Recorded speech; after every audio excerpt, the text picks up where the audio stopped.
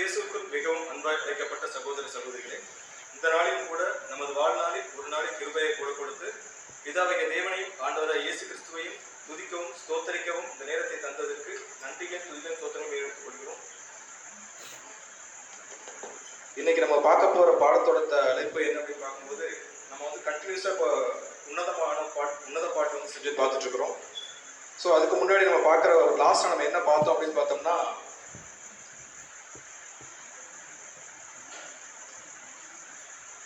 So உன்னத பாட்டில் நம்ம இது வரைக்கும் 3 பாகங்கள் பார்த்துருக்கோம். அதாவது முதலாம் பாகம் வந்து உன்னத பாட்டு வந்து யாருக்காக எழுதுனது அப்படிங்கிற ஒரு சில காரியங்களை பார்த்தோம். ரெண்டாவது வந்து அதில் வந்து மனவாட்டியோட எதிர்பார்ப்பு அப்படிங்கிற தலைப்பிற்குள்ள ஒரு சில காரியங்களை பார்த்தோம்.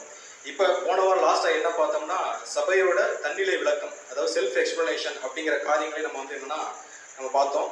இன்னைக்கு நம்ம அதன் அடிப்படையில் பார்க்க போகிற விஷயம் என்ன அப்படின்னு பார்க்கும்போது, உன்னத பாட்டில் நம்ம 4வது பாகத்துக்குள்ள நம்ம கடந்து வந்துடும். ஸோ லாஸ்ட் வீக் நம்ம என்ன பார்த்து முடித்தோம் அப்படின்னு பார்த்தோம்னா, அதாவது கிறிஸ்து வந்து சபையை வந்து எப்படி வந்து நடந்துக்கிட்டாங்க, அவங்களுடைய பாவ அறிக்கைகள் என்ன, அவங்க எப்படியெல்லாம் வந்து தன்னுடைய பாவங்களை உணர்ந்து கிறிஸ்துவக்கிட்ட சொல்லி அதை சரிப்படுத்திக்கிட்டாங்க அப்படிங்கிற மாதிரியான ஒரு சில காரியங்களை பார்த்துட்டு, கடைசியில் அந்த தவறுகள் இருந்து விடுபட்டு இனிமேல் நான் வந்து உலகத்தோட இருக்க மாட்டேன், இதுவரைக்கும் வந்து என்னுடைய தாயும் குமார்த்திகளுக்கு சேவை செஞ்சுட்டேன், இனிமேல் நான் இன்னிலிருந்து என்ன பண்ண போறேன்னா உம்முடைய வேலையை மட்டும்தான் பார்க்க போறேன் அப்படிங்கிற மாதிரி சொல்லிட்டு யார்கிட்ட வந்துருவாங்க அப்படின்னு பார்க்கும்போது ஆண்டவரை இயேசு கிறிஸ்து அவங்க என்ன பண்ணுவாங்கன்னா வந்துருவாங்க. ஸோ இந்த கண்டிஷனுக்கு அப்புறம் என்ன நடந்துச்சு, அவங்க 2 பேரோட உரையாடல் எப்படி இருந்துச்சு அப்படிங்கிற குறித்து தான் நம்ம இந்த வாரம் பார்க்க போறோம். ஸோ போன வாரம் நம்ம முடிக்கும் போது எப்படி முடிச்சிருக்கோம் அப்படின்னு பார்க்கும்போது என்ன சொல்லி முடிச்சிருப்பாங்கன்னா, அதாவது உலகம் என்னன்றதை புரிஞ்சுக்கிட்டு இனிமேல் உலகத்துக்கும் எனக்கும் சம்பந்தமே இல்லை அப்படிங்கிற ஒரு முடிவுக்கு வந்ததுக்கு அப்புறம் இப்போ வந்து மணவாட்டி, அதாவது திருச்சபை வந்து இப்போ யார்கிட்ட போயிருச்சுன்னா மணவாளன்கிட்ட போயிருச்சு. மணவாளன்கிட்ட போயிட்டு இனிமேல் நான் உங்க கேராம தான் இருக்கணும் அப்படிங்கிற முடிவு எடுத்த உடனே மணவாளன், அதாவது ராஜாவாக்கி ஆண்டவராய் இயேசு கிறிஸ்து அங்க சொன்ன ஃபர்ஸ்ட் ஸ்டேட்மெண்ட்டே என்ன அப்படின்னு பார்க்கும்போது, ஸ்திரீகள் ரூபவதியே அப்படிங்கிற விஷயத்த சொல்லி ஆரம்பிச்சார். இங்க ஏன் ரூபவதியே அப்படின்னு சொல்லியிருக்காரு அப்படிங்கிற பின்னாடி பார்க்கலாம். ஸோ இங்க என்ன சொல்றாருன்னா, ஸ்திரீகளின் ரூபவதியே அப்படின்னா ஒரு காமனான ஒரு பெண்ணு, நிறைய பெண்கள் இருக்கிறாங்க, அதுல வந்து அவர் பார்வைக்கு ரூபவதியா தெரிகிற ஒரு கேரக்டர் தான் அங்க யார் பார்த்துட்டு இருக்காரு அப்படின்னு பார்க்கும்போது ஆண்டவரை இயேசு கிறிஸ்து வந்து திருச்சபையை பார்த்துட்டு இருக்கிறார் அப்படின்னு சொல்லிட்டு, எப்ப நம்ம ஆண்டவரை இயேசுகிற பாவங்கள் மொத்தத்தை அறிக்கைட்டு அவர் பக்கத்துல போறோமோ அப்பவே அவர் கண்களுக்கு நம்ம இப்படிதான் தெரியும் அப்படிங்கும்போது ஸ்திரீகளின் ரூபவதி அப்படிங்கிற இடத்துக்கு போயிடும். ஸோ இந்த ஒரு ஸ்டாண்டர்டுக்கு அப்புறம் இப்ப மணவாட்டி வந்து மணவாளன்ட்ட போய் என்ன கேட்டிருக்கிறாங்க அப்படின்னு பார்க்கும்போது, நான் வந்து இவ்வளவு நாள் வந்து வெளியே தெரிஞ்சுட்டேன், இனிமேல் நான் வந்து ஒரு சேஃபான இடத்துலையும் சரியான அல்லது உண்மையான சத்தியங்கள் இருக்கக்கூடிய இடத்துலையும் எந்த ஆடுகளின் மத்தியில நம்ம மேஞ்சா சரியா இருக்குமோ அந்த இடத்துல இருக்கணும் அப்படின்னு சொல்லிட்டு இப்ப மணவாளன்ட்ட போய் கேட்கிறாங்க. அதற்கு மணவாளனாகிய ஆண்டவர் இயேசு கிறிஸ்து என்ன பதில் சொல்றார் அப்படிங்கிறத நம்ம வசனங்களை வாயில வாசிக்கலாம். ஸோ இந்த என்ன வசனம் அப்படின்னு பார்க்கும்போது உன்னத பாட்டு 1ஆம் அதிகாரம் 8ஆம் வசனம். ஸோ உன்னத பாட்டு 1ஆம் அதிகாரம் 8ஆம் வசனத்துல அவர் அந்த வார்த்தையை சொல்லி முடிச்சு என்ன ஆரம்பிக்கிறார் அப்படின்னு பார்க்கும்போது, ஸ்திரீகளின் ரூபவதியே, அதை நீ அறியாயாகில் மந்தையின் காலடிகளை தொடர்ந்து போய் மேய்ப்பர்களுடைய கூடாரங்கள் அண்டையில் உன் ஆட்டுக்குட்டிகளை மேய விடு அப்படின்னு சொல்லியிருக்கிறார்.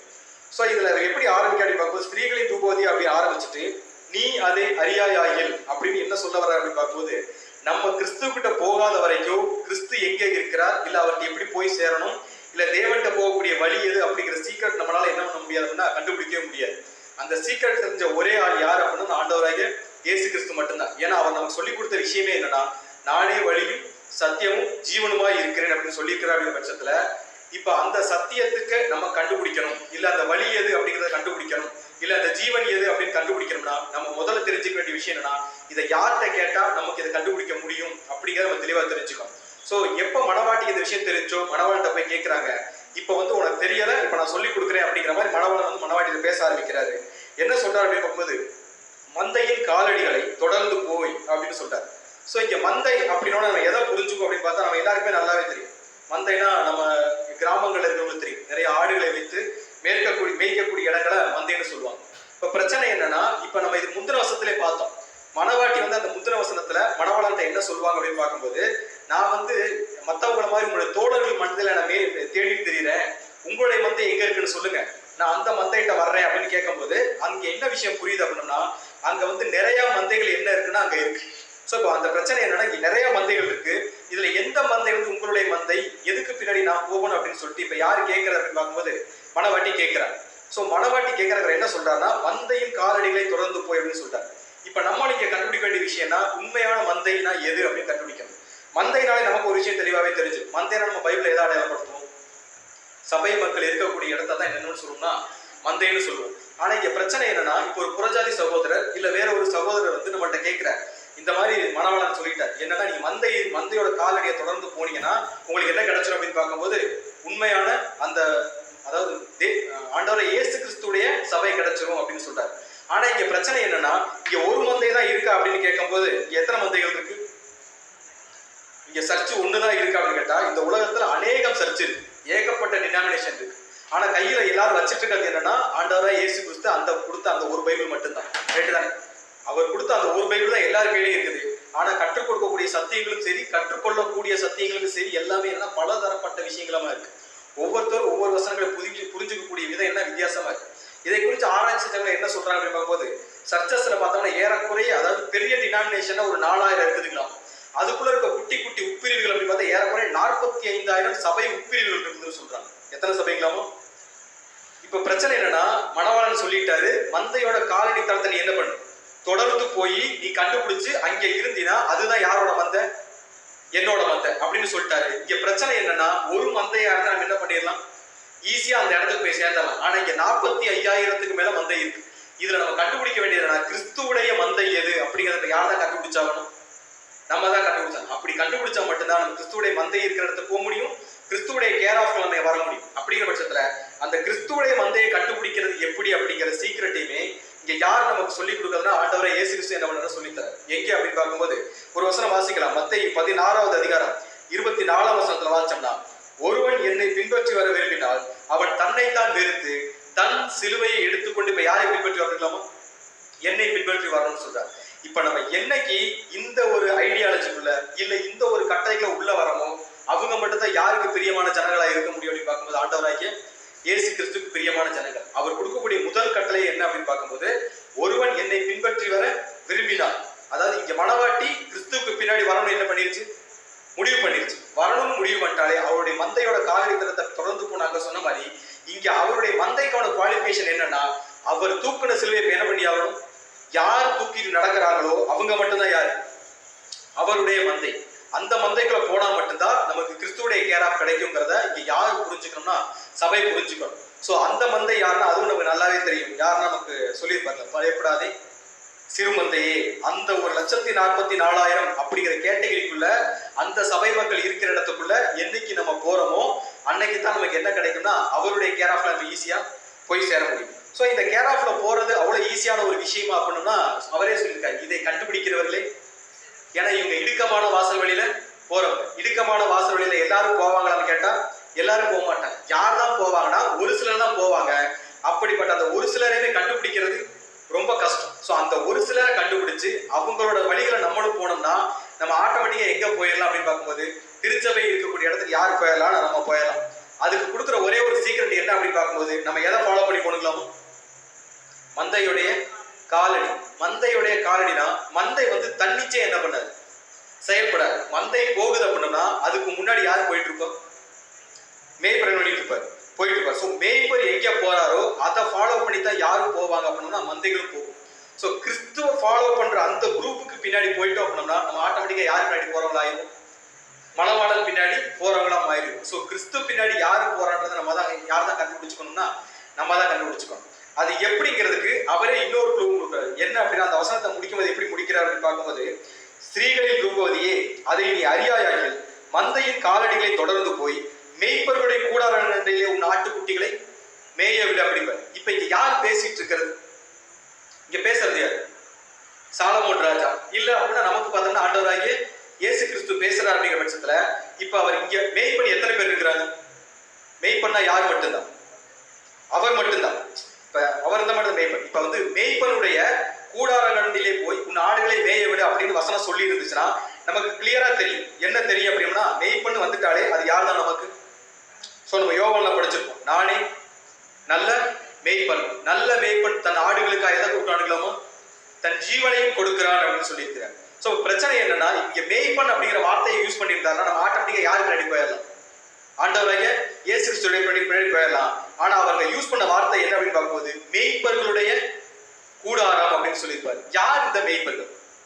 ஏன்னா முதல்ல அந்த அம்மா என்ன சொல்லியிருக்கா அப்படின்னு பார்க்கும்போது, நான் உங்களுடைய தோழர்களுடைய மந்தைகள் நடுவே என்ன பண்ணிட்டு இருக்கேன், அலைந்து திரிகிறவையில போல இருக்கிறேன் அப்படின்னா, இப்ப இவரு என்னதான் சொல்றாருன்னா, இவர் பின்னாடி போறதை விட இன்னொரு ஒரு கேட்டகரி பீப்புள் இருக்கிறாங்க, அவங்களை நீ ஃபர்ஸ்ட் என்ன பண்ணு, கண்டுபிடி அப்படிங்கிற மாதிரி சொல்லியிருக்காரு. யாருன்னா மேய்ப்பர்களுடைய கூறாரங்கள் நீ போய் ஆட்டுக்குட்டிலே மேய விட அப்படின்னா யார் இந்த மேய்ப்பர்கள் அப்படின்னு பார்த்தோம்னா, இந்த மாதிரி கிறிஸ்து கூட டிராவல் பண்ண இந்த ஆடுகள் எப்படி கிறிஸ்து பின்னாடியே போயிட்டு இருக்குதோ அதே மாதிரி அவருடைய வருகையில முதலாம் வருகையில கிறிஸ்து கூட டிராவல் பண்ண ஒரு குரூப்.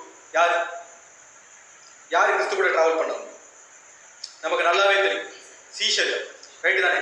அவங்க மட்டும்தான் கிறிஸ்து இருந்து அவர் எப்ப முதலாம் வருகையில வந்தாரோ, அவர் எப்ப அவர்களை அழைத்து கொண்டார்களோ அந்த இடத்துல இருந்து கடைசி வரைக்கும் அவங்க யாரை விட்டு பிரிச்சு போல. சோ கிறிஸ்துவுடைய வழி நடத்துதெல்லாம் என்னன்னு யாருக்கு நல்லா தெரியும்னா, திருச்சபைக்கு நல்லா தெரியும், கரெக்டா சீஷர்களுக்கு கரெக்டா தெரியும். அவர் செய்யக்கூடிய அற்புதங்களை கூட இருந்தே பார்த்தது யாருன்னா சீஷர்கள். அவருடைய அடையாளங்களை கூட இருந்து பார்த்தது சீஷர்கள். அவருடைய ஆலோசனைகளை, அவருடைய சத்திய வசனங்களை அவர் பக்கத்துல உட்கார்ந்து கேட்டது யார் அப்படின்னா சீஷர்கள்.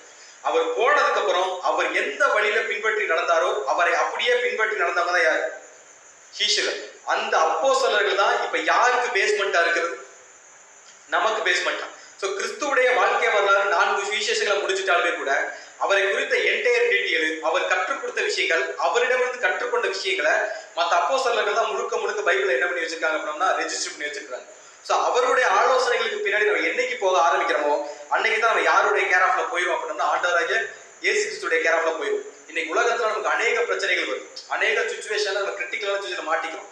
பட் இந்த சூழ்நிலைகளா நம்ம ஆலோசனை அப்படிங்கிறத யார்கிட்ட போய் கேட்போம் அப்படின்னா உலகத்தாண்டதை என்ன பண்ணுவோம், நம்ம அப்பாவோ நம்ம அம்மாவோ உறவினரோ சொந்தக்காரங்க இவங்கள்ட்ட என்ன பண்ணுவோம், ஆலோசனை கேட்போம். ஆனா பைபிள் என்ன சொல்றதுன்னா, சத்தியத்தை அறிவீர்கள், சத்தியம் உங்களை என்ன பண்ணும், விடுதலையா.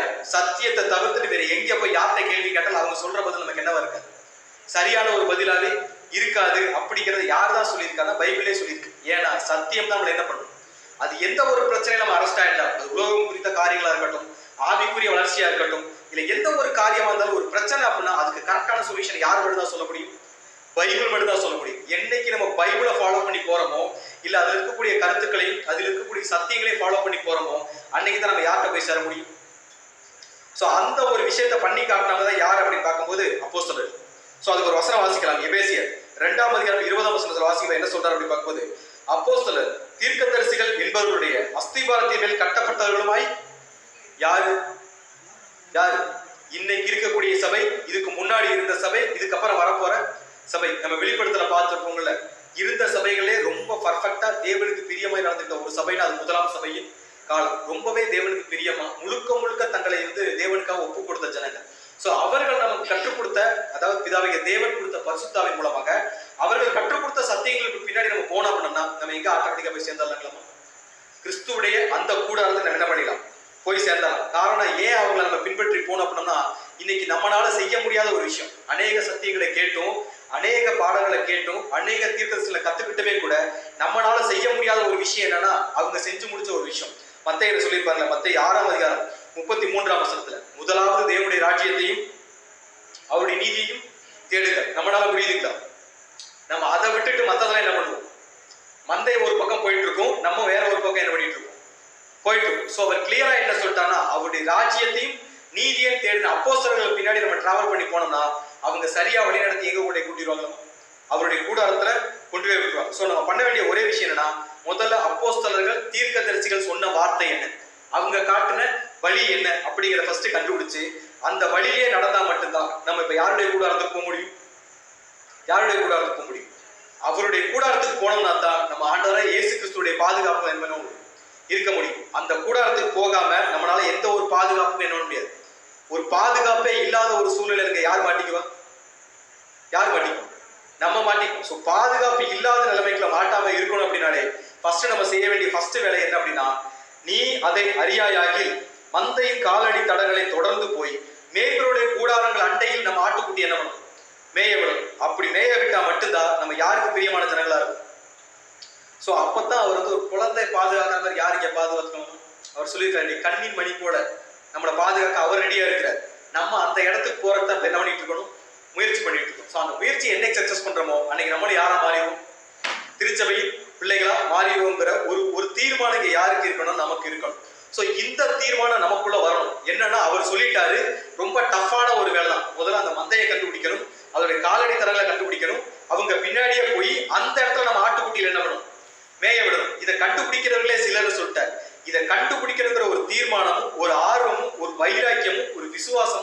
என்னைக்கு நமக்குள்ள வருதோ அன்னைக்கு தான் நம்மளை பார்த்து அவர் சொல்லக்கூடிய இன்னொரு வார்த்தை இருக்கு, இன்ட்ரெஸ்டிங்கான வார்த்தை.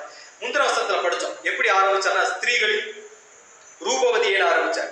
அடுத்த வசனம் ஆரம்பிக்கும் போது எப்படி ஆரம்பிக்கிற அப்படின்னு பார்க்கும்போது என் பிரியமின்னு ஆரம்பிப்பார். உன்னத பாட்டு 1ஆம் அதிகாரம் 9ஆம் வசனத்துல எப்படி ஆரம்பிக்கிறார்னா என். சோ முதல்ல சொன்ன அந்த ஒரு அட்ரஸ்க்கும் திருச்சபைக்கு 2 அட்ரஸ் கொடுக்குறாரு. முதல்ல சொல்லும்போது என்ன சொல்றாரு? ஸ்திரீகளில் ரூபவதின்னு சொல்றாரு. 2வது வசனத்தை சொல்லும் போது ஸ்திரீகளில் என் பிரியமி. முதல்ல சொல்லும் போது ரேண்டமான ஒரு அட்ரஸ். நிறைய ஸ்திரீகள் இருக்கிறாங்க. அதுல இப்ப வந்து என் கண்ணுக்கு யாரு பெஸ்டா தெரியுது? யாரு தெரியுது? சபை மணவாட்டி தெரியுது. ஆனா அந்த அம்மா பெஸ்டாவே தான் இருக்குமான ஒரு கொஸ்டின் கேட்டா, இப்ப நம்மளும் வந்து ஞானஸ்தானம் எடுக்கும் போது தேவனுக்கு பிரியமான ஊழியம் செய்யறது என்ன பண்ணும்? உள்ள வந்தோம். பட் ஞானஸ்தானம் எடுத்து அந்த நிலையிலேயே நம்ம இருக்கிறோமா அப்படின்னு கொஸ்டின் கேட்டோம்னா, ஒரு சிலருக்கு பிளஸும் இருக்கும், ஒரு சிலருக்கு மைனஸும் இருக்கும். ஆனா இப்ப இங்க மணவாட்டிக்கு அப்கிரேட் கொடுக்குறாரு. என்னன்னா ஸ்திரீகளின் ரூபவதியா இருந்த ஒரு கேரக்டர் இப்ப என்னவா மாறிட்டான்னா ஒரு ப்ரமோஷன். என்ன ப்ரமோஷன்னா என் பிரியமி. பர்டிகுலரா இப்ப மணவாட்டி யாருக்கு சொந்தமானவளா மாறிட்டாங்க? கிறிஸ்துவுக்கு. காரணம் என்னன்னா இப்ப மணவாட்டி கிறிஸ்துவுக்கிட்ட சஜஷன் கேட்கிறாங்க. யார்கிட்ட சஜஷன் கேட்கல? ஆலோசனை யார்கிட்ட கேட்கல? உலகத்துல நமக்கு நல்லவங்க மாதிரி தெரியணும் நிறைய பேர் இருப்பாங்க, அவங்கள்ட்ட கேட்கல. ஆலோசனை எல்லாம் கேட்கல. தாயின் பிள்ளைகளே கொண்டு எங்க விட்டாங்கன்னா திராட்சை தோட்டங்களை இன்னைக்கு காவற்காரியா வச்சுட்டாங்க அப்படிங்கிற அந்த சீக்ரெட் இவங்களை வந்து உலகம் யூஸ் பண்ணிக்கிட்டு இருக்கிற விஷயத்தை என்னைக்கு தெரிஞ்சிச்சோ அன்னைக்கே ஆலோசனை சொல்றதுக்கு தகுதியான ஒரே ஆள் யார் மட்டும்தானா? ஆண்டவராகிய இயேசு கிறிஸ்து தாங்கிற சீக்கிரட்டை புரிஞ்சுக்கிட்டு தன்னை முழுவதும் அவருக்காக ஒப்பு கொடுக்க திருச்சபை என்னைக்கு ரெடி ஆகுதோ அன்னைக்கு அவர் கொடுக்கக்கூடிய ப்ரமோஷன் தான் என்ன? என் பிரியவே. இனிமேல் அந்த அம்மா யாருன்னா 10 பேர்ல ஒரு ஆள் கிடையாது. One and only. யாருக்கு? ஆண்டவராகிய இயேசு கிறிஸ்துக்கு ஒன் அண்ட் ஒன்லி அப்படிங்கிற ப்ரமோஷன் யாருக்கு கொடுக்குறாங்கன்னா இந்த இடத்துல கிறிஸ்து வந்து திருச்சபைக்கு என்ன பண்றாரு? கொடுக்குறாரு. ஸோ என் பிரியமேன்னு சொல்லிட்டு இந்த அம்மாவை, அதாவது மணவாட்டிய கிறிஸ்து எந்த ஒரு பார்வையில பாக்குறாரு அப்படின்னு பார்க்கும்போது ஒரு அப்கிரேடுக்கு ஒரு ரெகக்னேஷன். நீ என் கூட வந்துட்டேங்கிறக்கு இனிமேல் கிறிஸ்தவனை எப்படி பார்க்க போற அப்படிங்கிறதுக்கு ஒரு ரெகக்னேஷன். என்ன சொல்றாங்கன்னா நீ வந்து எப்படி இருக்கிற அப்படின்னா பார்வோனுடைய ரதங்களில் பூண்டு இருக்கிற பரிகள் பவுஞ்சு கொண்டு என்ன பண்ற? சோ இந்த அம்மாவை எதுக்கு கம்பேர் பண்றான்னா பார்வோனுடைய ரதங்களில் பூண்டு இருக்கிற பரிகள் பவுஞ்சுக்கு என்ன பண்றார்களாம்? ஒப்பிடுகிறார்களாம். ஏன் இவர் வந்து பரிகள்னா என்னது? பரிகள்னா என்னது? குதிரை. நம்ம தமிழ்ல படிச்சிருக்கோம். பரிகள்னா என்னன்னா குதிரை, ரைட்டு தானே? ஏன் மணவாட்டிய ஆண்டவராகிய இயேசு கிறிஸ்து வந்து குதிரைக்கு ஒப்பிடணும்? இப்ப உன்னத பாட்டுல ஒரு பெரிய ஒரு பிரச்சனை என்ன அப்படின்னு பார்க்கும்போது மற்ற புஸ்தகங்களை நம்ம படிச்சு உள்ள போய் அதை புரிஞ்சுக்கிறக்கும் உன்னத பாட்டை படிச்சு புரிஞ்சுக்கிறதுக்கு ஒரு டிஃபரன்ஸ் இருக்கு. என்ன அப்படின்னு பார்க்கும்போது மற்ற புஸ்தகங்களை நீ போனா என்னதான் அர்த்தம்?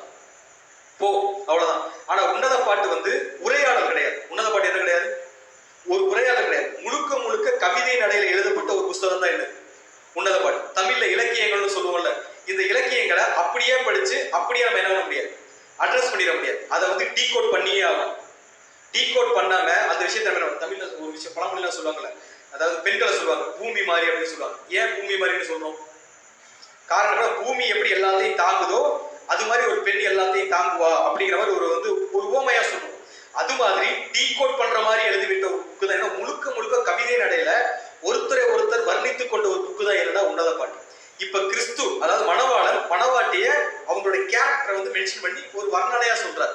என்ன சொல்றாருன்னா உன்னை நான் எதுக்கு ஒப்பிடுறேன் அப்படின்னு பார்க்கும்போது என் பிரியமே பார்வோனுடைய ரதங்களில் பூண்டிருக்கிற பரிகள் புகுஞ்சு கொண்டு என்ன பண்றேன்? சோ இங்க ஏன் குதிரையை மீன் பண்றாரு அப்படின்னா இதை நம்ம தனியாவே சப்ஜெக்ட் நிறைய பார்த்துக்கோம். அதனால அவுட்லைன் மட்டும் பார்த்துட்டு போயிடும். குதிரைக்கு இருக்கக்கூடிய இம்பார்ட்டன்டா ஒரு சில குவாலிட்டி என்ன அப்படின்னு பார்க்கும்போது நம்ம கேள்விப்பட்டிருக்கோங்களா? குதிரை எப்படி தூங்கும்னு தெரியுங்களா? குதிரை வந்து எப்படி தூங்கும்? குதிரை நின்றுகிட்டே தான் தூங்கும். குதிரை என்ன பண்ணாது? உட்கார்ந்தெல்லாம் படுத்தெல்லாம் தூங்க. குதிரை டயர்டே ஆகாது, நின்றுகிட்டே தான் என்ன பண்ணும்? தூங்கும். குதிரைக்கு டயர்ட் ஆகாது அப்படின்னு ஒரு கேள்வி கேட்டோம்னா ஒருவேளை அதுக்கு கால் வலியோ உடம்பு வலியோ வந்துச்சுன்னா குதிரை என்ன செய்யப்படும்னா மண்ணில படுத்து ஒரு புரள் போடும். என்ன பண்ணும்? சும்மா ஒரு 2 நிமிஷம் மட்டும் புரண்டுட்டு மறுபடியும் என்ன பண்ணிடும்? எந்திரிச்சு நின்றும். இதை குறித்து ஆராய்ச்சியாளர்கள் என்ன சொல்றாங்கன்னா குதிரையா நின்றுட்டே தூங்குது அப்படின்னு பார்க்கும்போது இந்த பிக்சரை பார்த்தா புரியும். குதிரை தூங்கிட்டு இருக்கும், ஆனா அது காது வந்து டவுன்ல இருக்காது. காது என்னவா இருக்காது? நம்ம சயின்ஸ்ல படிச்சப்பட நம்ம தூங்குறோம் அப்படின்னா மூளை என்ன பண்ணிருக்கும்? மூளை ரெஸ்ட்ல இருக்கும், ரைட் தானே? அதனாலதான் அந்த மரணத்துக்கு நம்ம என்ன பண்ணுவோம்? தூக்கத்தை ஒப்பிடுவோம். ஆனா குதிரை மட்டும் தூங்கும் போது அதோட காது என்ன ஸ்டிஃபா தான் நிற்கும். 24/7 குதிரை எப்பவுமே அலாட்டாவே தான் இருக்கும். ஒரு சின்ன பிரச்சனை வந்தா கூட டக்குன்னு அந்த பிரச்சனையில இருந்து ஓவர் கம் பண்ணி என்ன பண்ணிடும்? அதுல இருந்து தப்பிச்சு ஓடிடும். அதனால தனக்கு வரக்கூடிய ஆபத்துகளை எப்பவுமே ரெடியா வாட்ச் பண்ணிட்டே இருக்கக்கூடிய ஒரு அனிமல் தான் என்னதுன்னா குதிரை. தூங்கும் போது கூட எப்படித்தான் இருக்கும்? அலாட்டா தான் இருக்கும். நம்ம உன்னத பாட்டுல இன்னொரு சப்ஜெக்ட் பார்த்துப்போம், பி அலர்ட்னு சொல்லிட்டு, எச்சரிக்கையா இருங்கள் அப்படின்னு சொல்லிட்டு. குதிரை எப்பவுமே அதே மாதிரி எப்படிதான் இருக்கும், எச்சரிக்கையாவே தான் இருக்கும். இன்னைக்கு திருச்சபை அப்படிதான். உலகத்துல இருக்கும்போது நம்ம உலக சத்தியத்துல நம்ம வெளியே கொண்டு போறக்கு 1000 பிரச்சனை நமக்கு வரும். அது உலகத்தாரா இருந்தாலும் சரி, இல்ல நம்ம குடும்பமா இருந்தாலும் சரி, சத்தியத்துல இருந்து டைவர்ட் பண்ற நிறைய பிரச்சனைகள் இங்க யாரு கூட நமக்கு வரும். குதிரை மாதிரி அலாட்டா இருந்தோம்னா நம்மளை யாரும் என்ன பண்ணிக்க முடியாது. டக்குன்னு ஓடி கிறிஸ்து இருக்க பக்கம் போய் சேர்ந்தலாம். இல்ல கொஞ்சம் கவனமா இல்லாம தூங்கிட்டோம் நம்ம யார்கிட்ட மாட்டிப்போம். ஸோ குதிரைகிட்ட இருக்கக்கூடிய இன்னொரு இன்ட்ரெஸ்டிங் ஃபேக்ட் என்னன்னா, சப்ஜெக்ட்ல பார்த்துக்கோம், குதிரை தண்ணி குடிக்கும். நோட்டீஸ் பண்ணிருக்கோங்கள. ஆனா குதிரை எந்த தண்ணியை மட்டும் தான் குடிக்க அப்படின்னா நல்ல தண்ணியை மட்டும் தான் என்ன பண்ணும், குடிக்கும். குதிரை வந்து தெளிந்த நீரோடையில நல்ல அந்த ஸ்படிக மாதிரி சொல்லுவாங்கல்ல, தண்ணி தெளிந்த தண்ணி, கலங்களாக தண்ணியை குதிரை என்ன பண்ணுது. ஸோ நல்ல தெளிவான தண்ணியை மட்டும் தான் யாரு குடிக்கும். இதுல ஃபர்ஸ்ட் பிரச்சனை என்னன்னா, நல்ல தண்ணி எதிர என்ன பண்ண தெரியும், ஐடென்டி பண்ண தெரியும். இது நல்ல தண்ணி, இது கெட்ட தண்ணின்ற டேலண்ட் திருச்சபைக்கு மட்டும்தான் இருக்கும். தண்ணினா நமக்கு தெரியல, தண்ணினா என்னது, சத்தியம். சோ உண்மையிலேயே இந்த உலகத்துல பலதரப்பட்ட சத்தியங்கள் இருக்கு. நம்ம முதலே பார்த்தோம், ஏறக்குறைய 45,000 டினாமினேஷன். ஒவ்வொருத்தரும் ஒவ்வொரு வசனத்தை என்ன எப்படி புரிஞ்சுக்கணும், ஒவ்வொரு மாதிரி அவங்க மனசு என்ன தோணுதோ அந்த மாதிரி அந்த வசனத்தை புரிஞ்சுக்கிட்டு அந்த மாதிரி என்ன கத்துக்கிறாங்க. ரைட்டு தான். ஆனா நல்ல தண்ணி எதுங்கிறது யாருக்கு மட்டும் தான் தெரியும். ஏன்னா மனவாட்டிக்கு தெரிஞ்சிருக்கு. ஆலோசனை உலகத்துல கேட்டா வேலைக்கு ஆகாது, யார்கிட்ட கேட்டா மட்டும் தான் கரெக்டா இருக்கும், மனவாளன்ட்ட கேட்டா மட்டும் தான் கரெக்டா இருக்கும். அந்த ஜட்ஜ்மெண்ட்டை திருச்சபை என்னைக்கு சரியா பண்ணுதோ, நல்ல தண்ணி எதுன்னு திருச்சபை என்னைக்கு சரியா கண்டுபிடிக்குதோ அன்னைக்கு தான் நம்மளை எதுக்கு ஒப்புறோம்னா குதிரைக்கு என்ன பண்றது. ஸோ நல்ல தண்ணியை மட்டுமே குடிக்கக்கூடிய ஒரு அனிமல் தான் என்னதுன்னா இந்த குதிரை. மூணாவது ஒரு இன்ட்ரெஸ்டிங் ஃபேக்ட் என்னன்னா, குதிரை அதிகமா அந்த காலத்துல யூஸ் பண்ணாங்க. நமக்கு தெரியல எதுக்கு அதிகமா யூஸ் பண்ணாங்க. எதுக்கு யூஸ் பண்ணாங்க, சண்டைகள். ராஜாக்கள் வந்து போர்களுக்கு போகும்போது அதிகமா எதை யூஸ் பண்ணாங்க அப்படின்னு பார்க்கும்போது குதிரையை என்ன பண்ணிட்டு இருந்தாங்க, யூஸ் பண்ணிட்டு இருந்தாங்க. இதுல என்ன ஒரு ஃபேக்ட் அப்படின்னு பார்க்கும்போது, இதுல வந்து ஒரு சில தகவல் சொல்றாங்க, அது எந்த அளவுக்கு உண்மையை நமக்கு தெரியல. அதிகமா யூஸ் பண்ண குதிரை வந்து பெண் குதிரைகளை போர்ல அதிகமா யூஸ் பண்ணுவாங்களாம். காரணம் என்னன்னா, ஒரு ஆணுக்கும் ஒரு பெண்களுக்கும் ஒரு கெமிஸ்ட்ரி வந்து ரொம்ப நல்லா இருக்கும்னு சொல்லுவாங்க. இதுல ராஜாக்கள் போருக்கு கூட்டிட்டு போற குதிரை என்னன்னா, ராஜா முன்னாடி போகணும்னு நினைச்சா அந்த குதிரை என்ன பண்ணும், முன்னாடி வந்து அம்பு வந்தாலும் சரி, முன்னாடி ஒரு யானை வந்தாலும் சரி, எவ்வளவு பெரிய படைகள் வந்தாலும் சரி, ராஜாவோட மைண்ட் முன்னாடி போகணும்னு நினைச்சா குதிரை என்ன தான் முன்னாடி தான் போகும். ராஜாவோட அந்த மைண்ட் வேவ்லென்த்தை கரெக்டா கேட்ச் பண்ணக்கூடிய ஒரு கெப்பாசிட்டி எதுக்கு இருக்குன்னா இந்த குதிரைக்கு. அதனாலதான் அதிகமா ராஜாக்கள் எதை லைக் பண்ணாங்கன்னா இந்த குதிரைகளை, குதிரை சார்ந்த விஷயங்களை அதிகமா லைக் பண்ணி அதுக்கு ரொம்பவே இம்பார்ட்டன்ஸ் அன்னைக்கு வந்து பழைய காலங்களில் கொடுத்துட்டு இருந்தாங்க. ரைட் தான். ஸோ அந்த அளவுக்கு மனுஷனோட ஒரு நல்ல ஒரு கெமிஸ்ட்ரியை பில்டு பண்ணக்கூடிய, குறிப்பா தன்னுடைய எஜமானுக்கு முழுக்க முழுக்க அந்த அம்பு இந்த குதிரையில படிச்சா இந்த குதிரை என்ன ஆயிடும், செத்துரும். அதை குறித்த கவலை இந்த அனிமலுக்கு என்ன பண்ணாது, இருக்காது. ராஜா முன்னாடி போன்னு சொன்னா போகும். நம்மளும் அதே மாதிரி தான், வில்லுல இருந்து வெளிப்பட்ட அம்பு மாதிரி. கிறிஸ்து என்ன பர்பஸ்க்கு நம்மளை தூக்கி வீசினாரோ அந்த உலகத்துல, அந்த பர்பஸை முடிக்காம நம்ம என்ன பண்ணக்கூடாது. நம்ம பைபிள் ஒரு வசனம் படிக்கிறோம்ல, அவருடைய வார்த்தைகள் எதுவுமே எப்படி திரும்பாதாமா, பெருமையாய் திரும்பாதுன்னு சொல்லியிருக்காரு. ஸோ இன்னைக்கு நம்மளோட வார்த்தையை கேட்கக்கூடிய ஜனங்களா இருக்க நம்மளும் போயிட்டோம் அப்படின்னா, அவர் என்ன பர்பஸ் நம்மளை அனுப்புறாரோ அந்த பர்பஸை செஞ்சு முடிச்சா மட்டும்தான் நம்ம யாரு. ஸோ அந்த குதிரைக்கு தான் யாரு ஒப்பிடுறது அப்படின்னு பார்க்கும்போது, மனவாட்டி யார் ஒப்பிடுறது. ஸோ மனவாட்டினா 3 விஷயம். ஒண்ணு, எப்பவுமே யாரு எங்கே அலர்ட்டா இருக்கணும், உலகத்துக்கு ரொம்ப ஜாக்கிரதையா இருக்கும். எந்த நிமிஷத்துல வேணா எதிராளியை சாத்தான நம்ம என்ன பண்ணிடலாம், பிடிச்சி இழுத்துட்டு போயிடலாம். அதுல ரொம்ப அலர்ட்டா இருக்கும். 2வது விஷயம், உண்மையான சத்தியம் எது, பொய்யான சத்தியம் எது, சரியான வழிநடத்தல் எது, தவறான வழிநடத்தல் எதுங்கிற புரிஞ்சுக்கிற தகுதிய தன்மை யாருக்கு இருக்கணும்னா சபைக்கு இருக்கணும். 3வது, ராஜா என்ன பர்பஸ் நம்மளை கூப்பிட்டாரோ அந்த பர்பஸை செஞ்சு முடிக்க வேண்டிய பொறுப்பு யாருக்கு இருக்குன்னா நமக்கு இருக்கு. இது 3ஐயும் செய்யக்கூடிய குணம் வந்ததுனாலதான் மனவாட்டியார் எப்படி கூப்பிடுறாரு, குதிரை உன்னை பலிகள் பவுஞ்சுக்கு என்ன பண்றேன் நான் ஒப்பிடுறேன் அப்படின்னு சொல்லியிருக்காரு. இங்க குதிரை தானே மேட்டர், இங்க குதிரை தானே மேட்டர். அப்ப மனவாளன், அதாவது ராஜா என்ன சொல்லிருக்கலாம் அப்படின்னு பார்க்கும்போது, உன்னை எதுக்கு ஒப்புடுறேன், குதிரைக்கு ஒப்புறேன்னு சொல்லிருக்கலாம். ஆனா அது எப்படி சொல்றாரு அப்படின்னு பார்க்கும்போது, பார்வோனுடைய ரதங்களில் பூண்டிருக்கிற பரிகள் பவுஞ்சுக்கு என்ன பண்றேன் நான் ஒப்புடுறேங்கிறார். சோ எகிப்து ராஜா வச்சிருக்கிற, எகிப்தோட ராஜா தானே பார்வோன். சோ எகிப்திய ராஜாவாகிய பார்வோன் வச்சுட்டு இருக்கிற ஒரு குதிரைக்கு தான் என்ன பண்றேன், உன்னை கம்பேர் பண்றேன் அப்படின்னு சொல்றாரு. நம்ம பைபிள் நிறைய படிச்சிருக்கோம். எகிப்துனாலே அன்னைக்கு வந்து ஒரு வந்து எப்படி கண்ட்ரினா, நம்ம இந்த இதுல 5ஆம் உலக பேரை செஞ்சு படிச்சிருப்போம்ல, ரோம் கண்ட்ரி சொல்லுவோம். இரும்பு மாதிரி ஒரு கண்ட்ரின்னு சொல்லுவோம். அது மாதிரி அன்னைக்கு வந்து அடக்குமுறைக்கு பேர் போன ஒரு கண்ட்ரினா எதுனா எகிப்து. எல்லாமே ரொம்ப ஸ்ட்ரிக்டா இஸ்ரேல் ஜனங்கள் மொத்தத்தை என்ன பண்ணிட்டு இருந்தாங்க, அடிமையா மட்டுமே வச்சுட்டு இருந்தாங்க. அவங்க எல்லாம் பேசுற கூட அங்க என்ன கிடையாது, அவங்களுக்கு ரைட்ஸே கிடையாது. அப்படிங்கிற கண்டிஷன்ல இருந்தவங்க தான் என்னன்னா, அந்த அளவுக்கு ஒரு டைட்டான ஒரு கண்ட்ரினா ராஜாவா இருந்தவர் தான் யாருன்னா பார்வோன். அவர் ஒரு விஷயத்தை சூஸ் பண்றாரு அப்படின்னா, அவர் எப்படிப்பட்ட விஷயத்தை சூஸ் பண்றாரு, ரொம்ப ஒரு விலை மதிப்பு மிக்க ஒரு பொருள். அவர் ஒரு குதிரை வாங்குறாருன்னா அந்த குதிரைக்கு ரொம்ப இம்பார்ட்டன்ஸ். காரணம் என்னன்னா, ராஜாவுடைய வேவ்லென்த்தை யாரு புரிஞ்சுக்கணும், அந்த குதிரை புரிஞ்சுக்கணும். ராஜாவோட ஸ்பீடுக்கு அந்த குதிரை இருக்கணும், ஒரு பர்ஃபெக்ஷன் இருக்கணும், ஒரு ஸ்டாங் இருக்கணும், ஒரு ஸ்டஃப் இருக்கணும். இது இருந்தா மட்டும்தான் யாரு வாங்குவா? அந்த சர்வாதிகாரித்தனமான ஒரு ராஜா யூஸ் பண்ற குதிரை எப்படி இருக்குமோ அது மாதிரி, அதான் என்ன நடந்தாலும் நான் வந்து விட்டு கொடுக்க மாட்டேன்ற கண்டிஷன் அந்த ராஜாக்கு இருக்கிற மாதிரி யாருக்கு இருக்கணுமாமா? அந்த குதிரைக்கு இருக்கணுமாமா. ராஜா என்ன சொல்றாரோ அதை செய்யக்கூடிய கெப்பாசிட்டி, ராஜா என்ன செய்யறாரோ அதை செய்யக்கூடிய ஒரு கெப்பாசிட்டி தான் இங்க யாருக்கு இருக்கணுங்கிறப்ப அந்த குதிரைக்கு இருக்கணும். இதை யார் பண்ணது அப்படின்னு பார்க்கும்போது இந்த திருச்சபை என்ன ரெடியா இருக்கு பண்றதுக்கு, இங்க ரெடியா இருக்கு அப்படின்ற மாதிரி சொல்றோம். ரைட் தான். ஸோ அந்த அளவுக்கு ஒரு ஸ்ட்ராங்கான குதிரையாத்தான் யாரை சொல்றது அப்படின்னு பார்க்கும்போது, ஸோ ராஜாவுடைய கட்டளைக்குமே சரி, ராஜாவுடைய கற்பனைக்குமே சரி, இந்த குதிரை என்னவா இருக்குமா? எப்பவுமே ரெடியா இருக்கு. இதை ஒரு வசனத்தை நம்ம வாட்சோம் அப்படின்னா எந்த வசனம் அப்படின்னு பார்க்கும்போது, சாலமோன் ஒரு விஷயம் சொல்லியிருப்பார். என்னன்னா 2 நாளாகமும் 1ஆம் அதிகாரம் 16ஆம் வசனம் 17ஆம் வசனம் வாசிக்கும் போது, சாலமோனுக்கு இருந்த குதிரைகளும் புடவைகளும் எகிப்திலிருந்து கொண்டு வரப்பட்டது. ராஜாவின் வர்த்தகர் புடவைகளை ஒப்பந்த விலையை கிடைத்துக்கு என்ன பண்ணாங்களாமா? வாங்கியிருக்கிறார். குதிரை எங்க இருந்து வாங்கியிருக்காங்களாமா? எங்க இருக்கு? சோ சாலமோனுக்கு இருந்த குதிரைகளும் புடவைகளும் எகிப்திலிருந்து என்ன பண்ணப்பட்டது? எங்க இருந்து கொண்டு வரப்படலாமா? எகிப்திலிருந்து கொண்டு வரப்பட்டது. ராஜாவின் வர்த்தக ஒப்பந்தத்துக்கு வாங்கிட்டு அதை எவ்வளவு ரேட்டு கொடுத்து வாங்கியிருக்காரு அப்படின்னா, அதிலே 17ஆம் வசனத்தை வாசிக்கும் போது, அவர்கள் எகிப்திலிருந்து ஒரு ரதத்தை 600 வெள்ளிக்காசுக்கும் ஒரு குதிரையை 150 வெள்ளிக்காசுக்கும் என்ன பண்ணுவாங்களாமா? கொண்டு வருவார். சோ ஒரு குதிரைக்கு அவர் எவ்வளவு ரேட் கொடுத்திருக்காருன்னா 150 என்ன பண்றாங்க? ஒரு குதிரைக்கு எவ்வளவு கொடுத்திருக்காங்களாமா? 150 வெள்ளிக்காசு கொடுத்திருக்காங்க. இப்ப ரதம்னு பாத்துக்கோங்க, ரதம்னா எவ்வளவு காஸ்ட்லியா இருக்கும், எவ்வளவு ஸ்ட்ராங்கா இருக்கும். ஆனா அந்த ரதத்துக்கு கொடுத்த காசு என்னன்னா 600 வெள்ளிக்காசு. 4 குதிரைக்குரிய காசு ஒரு ரதத்துக்கு. ஆனா அந்த ரதத்துல 4ல ஒரு பங்கு தொகை எது கொடுத்துருக்கா? குதிரை கொடுத்துருக்கானா. அந்த அளவுக்கு அந்த குதிரைக்கு ராஜா என்ன கொடுத்திருக்கிறாரு? மதிப்பு. சோ எகிப்திய குதிரை அப்படின்னா எல்லாரும் விரும்பி நேசிக்கக்கூடிய ஒரு குதிரை, ராஜாவுடைய கட்டளையை ஏற்று நடக்கக்கூடிய குதிரை மாதிரி இருக்குங்கிறக்காத்தான் இப்ப திருச்சபை எதுக்கு ஒப்பிடுறாங்க அப்படிங்கும்போது அந்த இடத்துக்கு அந்த குதிரைக்கு என்ன பண்றாங்க? ஒப்பிடுறாங்க. ரைட்டு தான். சோ இந்த இடத்துல எகிப்தை நம்ம எதுக்கு கம்பேர் பண்ணுவோம்? பைபிள்ல எகிப்த உலகத்துல நம்ம எதுக்கு கம்பேர் பண்ணுவோம்? உலகத்துக்கு. ரைட்டு தான். எகிப்துனாலே நம்ம டக்குனு ஞாபகம் வர விஷயம் என்னன்னா உலகம். இன்னைக்கு நம்ம உலகத்துக்குள்ள இருந்தாலுமே கூட நம்மளை என்ன பண்ணிட்டாருங்களா? என்ன பண்ணிட்டாரு? நம்மளை வந்து வாங்கிட்டார்.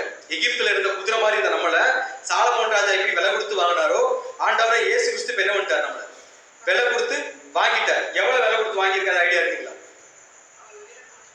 அவர் எதை கொடுத்து வாங்கியிருக்காருன்னா அவருடைய சொந்த மகனுடைய உயிரை கொடுத்து முழு ஜீவனையும் கொடுத்துதான் இப்ப யாரை வாங்கியிருக்கிறாரு? நம்மளை வாங்கியிருக்கிறனா. அந்த விலைக்கு நம்ம எப்படி வாங்கியிருக்காரு பார்க்கும்போது ஒரு வசனம் வாசிக்கலாம். 1 கொரிந்தியர் 7ஆம் அதிகாரம் 23ஆவது வசனம். நீங்கள் கிரயத்திற்கு கொல்லப்பட்டீர்கள், மனுஷருக்கு என்ன பண்ணாதீங்க? அடிமைகள் ஆகாதீர்கள் சொல்லிடுறார். சோ ஒரு டைம் எகிப்துல இருந்து வெளியே வந்துட்டோம் அப்படின்னம்னா, சாலமோன் ராஜா கைக்கு போயிட்டோம் அப்படின்னம்னா, இனிமேல் நம்ம என்ன பண்ணக்கூடாதுன்னா, மறுபடியும் எங்கே போயிடக்கூடாது? எகிப்துல இருந்து வெளியே வந்துட்டோம், மறுபடியும் எங்கே போயிடக்கூடாது? உலகத்துக்கு நம்ம என்ன பண்ணிடக்கூடாது? போயிடக்கூடாது. அப்படிங்கிறது நம்ம என்ன பண்ணணும்னா ரொம்ப தெளிவா இருக்கும். என்னைக்கு அந்த ஒரு கிளியரன்ஸ் நமக்கு வருதோ அன்னைக்கு தான் நம்ம யாரா மாற முடியும் அப்படின் போது ஆண்டவராகிய இயேசு கிறிஸ்துவுடைய சபையா அல்லது மனவாட்டியா நம்ம மாற முடியும். அப்படி மாறினவங்களை தான் அவர் என்னன்னு சொல்றாருன்னா ஸ்திரீகளின் ரூபவதி. அப்படி இல்லாதவங்க எந்த அழைப்புல வர முடியாது? சபையோட அழைப்புல என்ன பண்ண முடியாது? வரவே முடியாது. அப்படிங்கிறது யார் தான் புரிஞ்சுக்கணும்னா நம்ம புரிஞ்சுக்கணும். ரைட்டு தான். சோ அவர் என்ன சொல்றாரு? அந்த ஒரு கண்டிஷன் என்னன்னா, மணவாளன் சொல்லக்கூடிய எல்லா விஷயங்களுக்கும் நம்ம எப்போ உள்ள வர்றோமோ அந்த இடம் வந்த உடனே அவர் சொல்லக்கூடிய ஒரு விஷயம் என்ன அப்படின்னு பார்க்கும்போது நம்ம அடுத்த வசனம் வாசிக்கலாம். உன்னத பாட்டு 1ஆவது அதிகாரம் 10ஆம் வசனம் என்ன சொல்றாருன்னா, ஆபரணாதி பூண்ட உன் கன்னங்கள், ஆரங்கள் பூண்ட உன் கழுத்தும் எப்படி இருக்குது அப்படின்னு பார்க்கும்போது அழகா இருக்கிறது அப்படின்னு சொல்றாரு. என்ன சொல்றாருக்கலாமா? சோ முதல்ல எப்படி சொல்லியிருக்காருன்னா, என் பிரியமே பார்வனுடைய ரதங்களில் பூண்டிருக்கிற பரிகள் பவுஞ்சு கொண்டு ஒப்பிடுகிறேன்னு சொல்லிட்டு இப்ப கண்டினியூஸா எப்படி சொல்றாருன்னா, ஆபரணாதிகள் பூண்ட உன் கன்னங்களும் ஆரங்கள் பூண்ட உன் கழுத்தும் எப்படி இருக்குதுலாமா? ரொம்பவே எப்படி இருக்குதுலாமா? அழகா இருக்கிறது அப்படிங்கிற. அது என்ன ஆபரணாதிகள் பூண்ட கன்னம்? ஆபரணாதிகள் பூண்ட கன்னம்னா தமிழ் எப்படி சொல்லலாம்? ஜுவல்ஸ் வச்சிருக்கிற சீக்ஸ் கன்னம். கன்னத்துல ஜுவல்ஸ் போட்டு பாத்துருக்கீங்க? கன்னத்துல ஜுவல்ஸ் போட்டு பாத்துக்கோங்க. இந்த காலத்துல இல்ல, ஆனா முன்னொரு காலங்கள்ல கன்னங்களுக்குமே என்ன பண்ணுவாங்க? ஜுவல்ஸ் என்ன பண்ணுவாங்க? போடுவாங்க. ரைட் தான். சோ அதை அழகுபடுத்துறக்காக கன்னங்கள் எப்போ அழகா இருக்கும்னு ஐடியா இருக்கு. கன்னங்கள் ஒரு நபருக்கு குறிப்பா மணவாட்டிக்கு இல்ல ஒரு ஸ்திரீக்கு கண்ணம் எப்ப அழகா இருக்கும் அப்படி கேட்கக்கூடாது. க்ளோவா, எப்ப க்ளோவா அப்படின்னு பார்த்தோம்னா ரொம்ப ஹாப்பியா இருக்கும்போது, ரைட்டு தானே? ரொம்ப ஹாப்பியா இருக்கும்போது, ரொம்ப பூரிப்பா இருக்கும்போது, இன்னும் சரியா சொன்னா வெட்கப்படும் போது, ஸ்திரீகள் வெட்கப்படும் போது கண்ணம்லாம் செவக்கும் அப்படிங்கிற சொல்லுவாங்க. இது கவிதை நடையில இருக்கிறதுனால சொல்றோம், ரைட்டு தானே? ஸோ எப்போ உற்சாகமா எப்போ ஆரோக்கியமா இருக்கிறோமோ அப்போ நம்ம முகம் எப்படி இருக்கும்? ரொம்ப க்ளோவா, ரொம்ப பூரிப்பா இருக்கும், ரைட்டு தானே? இந்த மாதிரி பூரிப்பா இப்ப யாருடைய கண்ணை இருக்கு அப்படின்னு பார்க்கும்போது யாருடைய கண்ணை இருக்குதுங்களாமா? மணவாட்டி சபையுடைய கண்ணத்தை பார்க்கும்போது ரொம்ப பூரிப்பா இருக்கு. ஸோ சபை ரொம்ப பூரிப்பா இருக்குதுன்னா சபை யாருக்குள்ள மகிழும்? ஃபர்ஸ்ட் சபையா மாறிட்டனாலே அவங்க யாருக்குள்ளதான் மகிழ்வாங்க அப்படின்னா தலையாகிய ஆண்டவராகிய இயேசு கிறிஸ்துடைய பிரசன்ஸ்க்குள்ளதான் அவங்க என்ன பண்ணுவாங்க? ரொம்பவே மகிழ்ச்சியா இருப்பாங்க. அந்த மகிழ்ச்சியில அவங்க திளைச்சுக்கிட்டு இருப்பாங்க, ரொம்ப சந்தோஷமா இருப்பாங்க. பட் யோசிச்சு பாருங்களேன், இன்னைக்கு நம்ம என்னவாயிட்டோம்? சபையுடைய அழைப்புக்குள்ளதான் நம்மளும் ஓடிட்டு இருக்கோம், திருச்சபை ஆகணுங்கிற இன்டென்ஸ்க்குள்ளதான் நம்மளும் ஓடிட்டு இருக்கோம். பட் நம்ம பூரிப்பா இருக்கிறவன ஒரு கேள்வி கேட்டா நம்ம கண்ணோட க்ளோவா இருக்கிறது, இந்த வெக்கத்துல செவக்கத்துல சொல்லுவாங்கல்ல, ரொம்ப சந்தோஷமா ஹாப்பியா இருக்கிறவன ஒரு கேள்வி கேட்டா நம்ம இந்த உலக கஷ்டத்தை பார்த்து ஒவ்வொரு நாளையும் என்ன பண்ணிட்டு இருக்கோம்? பயந்துட்டு ஒடுங்கி வருத்தத்தோட என்ன பண்ணிட்டு இருக்கோம்? ஓடிட்டு இருக்கோம். இந்த உலகத்தோட பாடுகள் நமக்கு வரும்போது என்னைக்கு நம்ம கிறிஸ்துக்குள்ள சந்தோஷப்படுறோமோ அன்னைக்கு தான் நம்ம யாரா மாற முடியும்? சபையா மாற முடியும். அந்த உலகத்தின் பாடுகளுக்கு நம்ம என்னைக்கு சந்தோஷப்படுறோமோ அன்னைக்கு நம்ம கண்ணங்கள் கிறிஸ்துக்கு எப்படி தெரியுங்களாமோ? ரொம்ப க்ளோவா, அதாவது ஆபரணங்கள் பூண்ட ஒரு கண்ண மாதிரி இருக்கும் அப்படின்னு சொல்றாரு. அது எப்படி இருக்கு அப்படின்னு பார்க்கும்போது அதையே சங்கீதக்காரன் சொல்றாரு. சங்கீதம் 65வது அதிகாரம் 4ஆம் வசனம் வாசிக்கும் போது, உம்முடைய பிரகாரங்களில் வாசமாய் இருக்கும்படி நீர் தெரிந்து கொண்டு சேர்த்துக் கொள்ளுகிறவன் எப்படிப்பட்டவங்களாமா? பாக்கியவான். யார் தான் பாக்கியவான்கள்? அவருடைய அறைக்குள்ள யாரு போகணும்னு கிறிஸ்து முடிவு பண்ணி யார உள்ள கூட்டிட்டு போறாரோ அவங்கதான் எழுதிக்கலாம் பாக்கியவான். நம்ம லாஸ்ட் வீக்கே பார்த்தோம், அறைனா எதை அடையாளப்படுத்துது? ஒரு பிரைவேட் ரூம், மணவாளன் தன் ரகசியங்களை பரிமாறிக்கொள்ளக்கூடிய ஒரு இடம், ரைட்டு தான்? சோ அவருடைய சத்தியங்கள் யாருக்கு அதிகமா கிடைக்குதோ அவங்க எல்லாம் இப்ப எங்க இருக்கிறாங்களாமோ? மணவாளனுடைய பிரைவேட் ரூம்குள்ள இருக்கிறாங்க, ரைட்டு தானே? அந்த இடத்துக்குள்ள போயிட்டு அவங்க எப்படி இருப்பாங்கன்னா, உம்முடைய பரிசுத்த ஆலயமாக உம்மது வீட்டின் நன்மையெல்லாம் என்ன ஆகும்? திருப்தி ஆகும்னு சொல்லிடுறோம். ஸோ என்னைக்கு நம்ம அந்த ஆலயத்துக்குள்ள போறோமோ அன்னைக்கு தான் நம்ம என்ன ஆகும்? திருப்தி ஆகும். ஆலயத்துக்குள்ள போயிட்டா திருப்தி ஆகுமானா அப்படி கிடையாது. ஆலயத்துக்குள்ள போகணும், ஆலயத்துக்குள்ள இருக்கணும், ஆலயமாவே இருக்கணும். என்னைக்கு நம்ம நம்மளோட ஆலயமா மாற்றிக்கிறோமோ அன்னைக்கு நம்ம ரொம்ப திருப்தியா இருப்போம். அன்னைக்கு உலகத்தை குறித்த கவலையோ உலகத்தை குறித்த சிந்தனைகளோ யாருக்கு வராது அப்படின்னு பார்க்கும்போது யாருக்கு வராது? சபைக்கு கொஞ்சம் கூட வரவே வராது. ஸோ அந்த பிரைவேட் ரூம்ல இருக்கக்கூடிய அந்த சீக்கிரட்டை யாரு புரிஞ்சுக்கணும்னா நம்ம புரிஞ்சுக்கணும். அதை புரிஞ்சுக்கிட்டோம் அப்படின்னா நம்மளும் ஆட்டோமேட்டிக்கா யாரா மாறிடலாம். ஸோ நம்முடைய கண்ணங்கள் அவருக்கு ரொம்பவே எப்படி தெரியும்?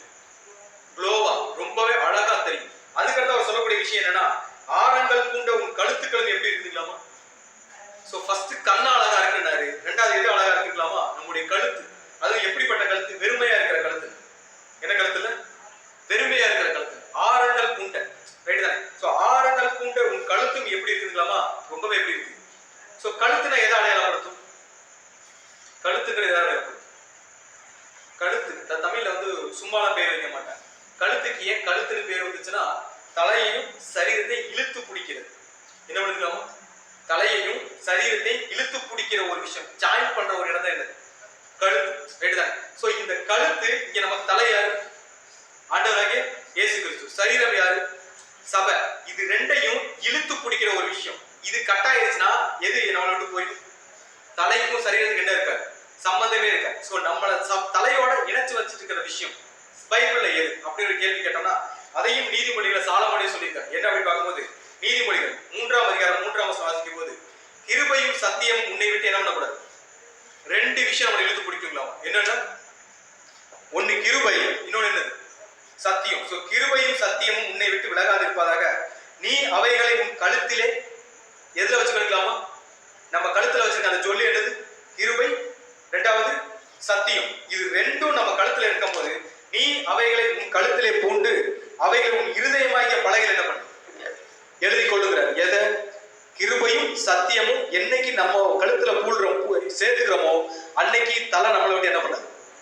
போகாது. ஸோ இது ரெண்டு இருந்தா மட்டும்தான் நம்ம கிறிஸ்துவுடைய தலை யாரோட உடம்புல இருக்குன்னா சபையாகிய நம்ம சரீரத்துல இருக்கும். ஸோ இப்ப நம்ம இதுல ரொம்ப தெளிவாக இருக்கும். கிருபையில இருந்து நம்ம என்ன பண்ணிடக்கூடாது? ஏன்னா நமக்கு வந்திருக்கோம்னா அதுக்கு காரணம் யாரு? அவருடைய கிருபை தான். இது நம்மளால் உண்டானது அல்ல. ஸோ கிறிஸ்துவுடைய கிருபை, பிதாவிய தேவனுடைய கிருபைனால உள்ள வந்துட்டோம். அவருடைய சத்தியமோட இழுத்து கட்டிக்கணும். இந்த சத்தியத்தை தான் என்ன பண்ணக்கூடாது? வெளியவே போயிடவே கூடாது. என்னைக்கு நான் இதை விட்டு வெளியே போக மாட்டேன், என்ன நடந்தாலும் உங்க சபைக்குள்ளதான் இருப்பேன், உங்க கூட தான் இருப்பேன், நம்ம தீர்க்கமா என்னைக்கு முடிவு பண்றோமோ அன்னைக்கு அவர் நமக்கு கொடுக்கக்கூடிய எக்ஸ்ட்ரா போனஸ் என்ன அப்படின்னு பார்க்கும்போது இன்ட்ரெஸ்டிங்கான ஒரு போனஸ் நம்ம கொடுக்குறாரு. சோ அதுலயே அடுத்த வசனம் வாசிக்கலாம். உன்னத பாட்டு 1ஆம் அதிகாரம் 11ஆம் வசனம் வாசிக்கும் போது, வெள்ளி பொட்டுக்கள் உள்ள பொன் ஆபரணங்களை என்ன பண்றோம், உனக்கு என்ன பண்றோம் பண்ணுவோங்கிற. இப்ப இதுக்கு முன்னாடி போட்டிருந்த ஜுவல்ஸ் யார் போட்டிருந்தது? கன்னத்துல இந்த ஆரம் யாரோடது? யாரோடது? கிறிஸ்து பார்க்கும்போது அந்த முந்தின வசனம் என்ன சொல்றா, ஆபரணாதிகள் பூண்ட உன் கன்னங்களும் ஆரங்கள் பூண்ட உன் கழுத்துக்களும் எப்படி இருக்குது, அழகா இருக்கு. யார் போட்டிருக்கிறது? நம்ம போட்டிருக்கோம். இது நமக்கு யார் கொடுக்கல? இப்ப சோ அவர் கொடுத்தாரு, அதை வாங்கி நம்ம ஃபிக்ஸ் பண்ணி வச்சுட்டோம். இதை நம்ம என்ன பண்ணக்கூடாது, கலட்டவே மாட்டோம் அப்படின்னு சொன்னதுக்கு அப்புறம் எக்ஸ்ட்ரா போனஸ் பாயிண்டா இப்ப அவர் ஒரு கொடுக்குறாரு. மணவாளுடைய தரப்புல இருந்து அவருடைய கிஃப்டா ஒண்ணு கொடுக்குறாரு. என்ன அப்படி பார்க்கும்போது, வெள்ளி பொட்டுக்களுள்ள பொன் ஆபரணங்களை உனக்கு என்ன பண்ணும், உனக்கு நான் உண்டு பண்ணுவோம் அப்படிங்கிற. இங்க சொல்லும் போது ஒரு வித்தியாசம் தெரியுது வசனத்துல. என்ன வித்தியாசம் அப்படின்னா, ஆக்சுவலா இங்க யாரு சொல்லு போட போறது? இந்த சொல்ல யார் போட போறது? அது யார் கொடுக்க போறது? கிறிஸ்து தானே கொடுக்க போறாரு. அப்ப இந்த வசனத்தை அவர் எப்படி முடிச்சிருக்கணும்? பண்ணுவே, வெள்ளி பொட்டுக்களுள்ள பொண்ணு ஆபரணங்களை உனக்கு பண்ணுவேன்னு சொல்லிதான் முடிச்சிருக்கணும். ஆனா எப்படி முடிச்சிருக்காரு அப்படின்னு பார்க்கும்போது, பண்ணுவோம் அப்படின்னு முடிச்சிருப்பாரு. ஏன் அப்படி முடிச்சிருக்காரு அப்படின்னு பார்க்கும்போது, இங்க 2 பேர் இருக்கிறாங்க. யார் 2 பேர்?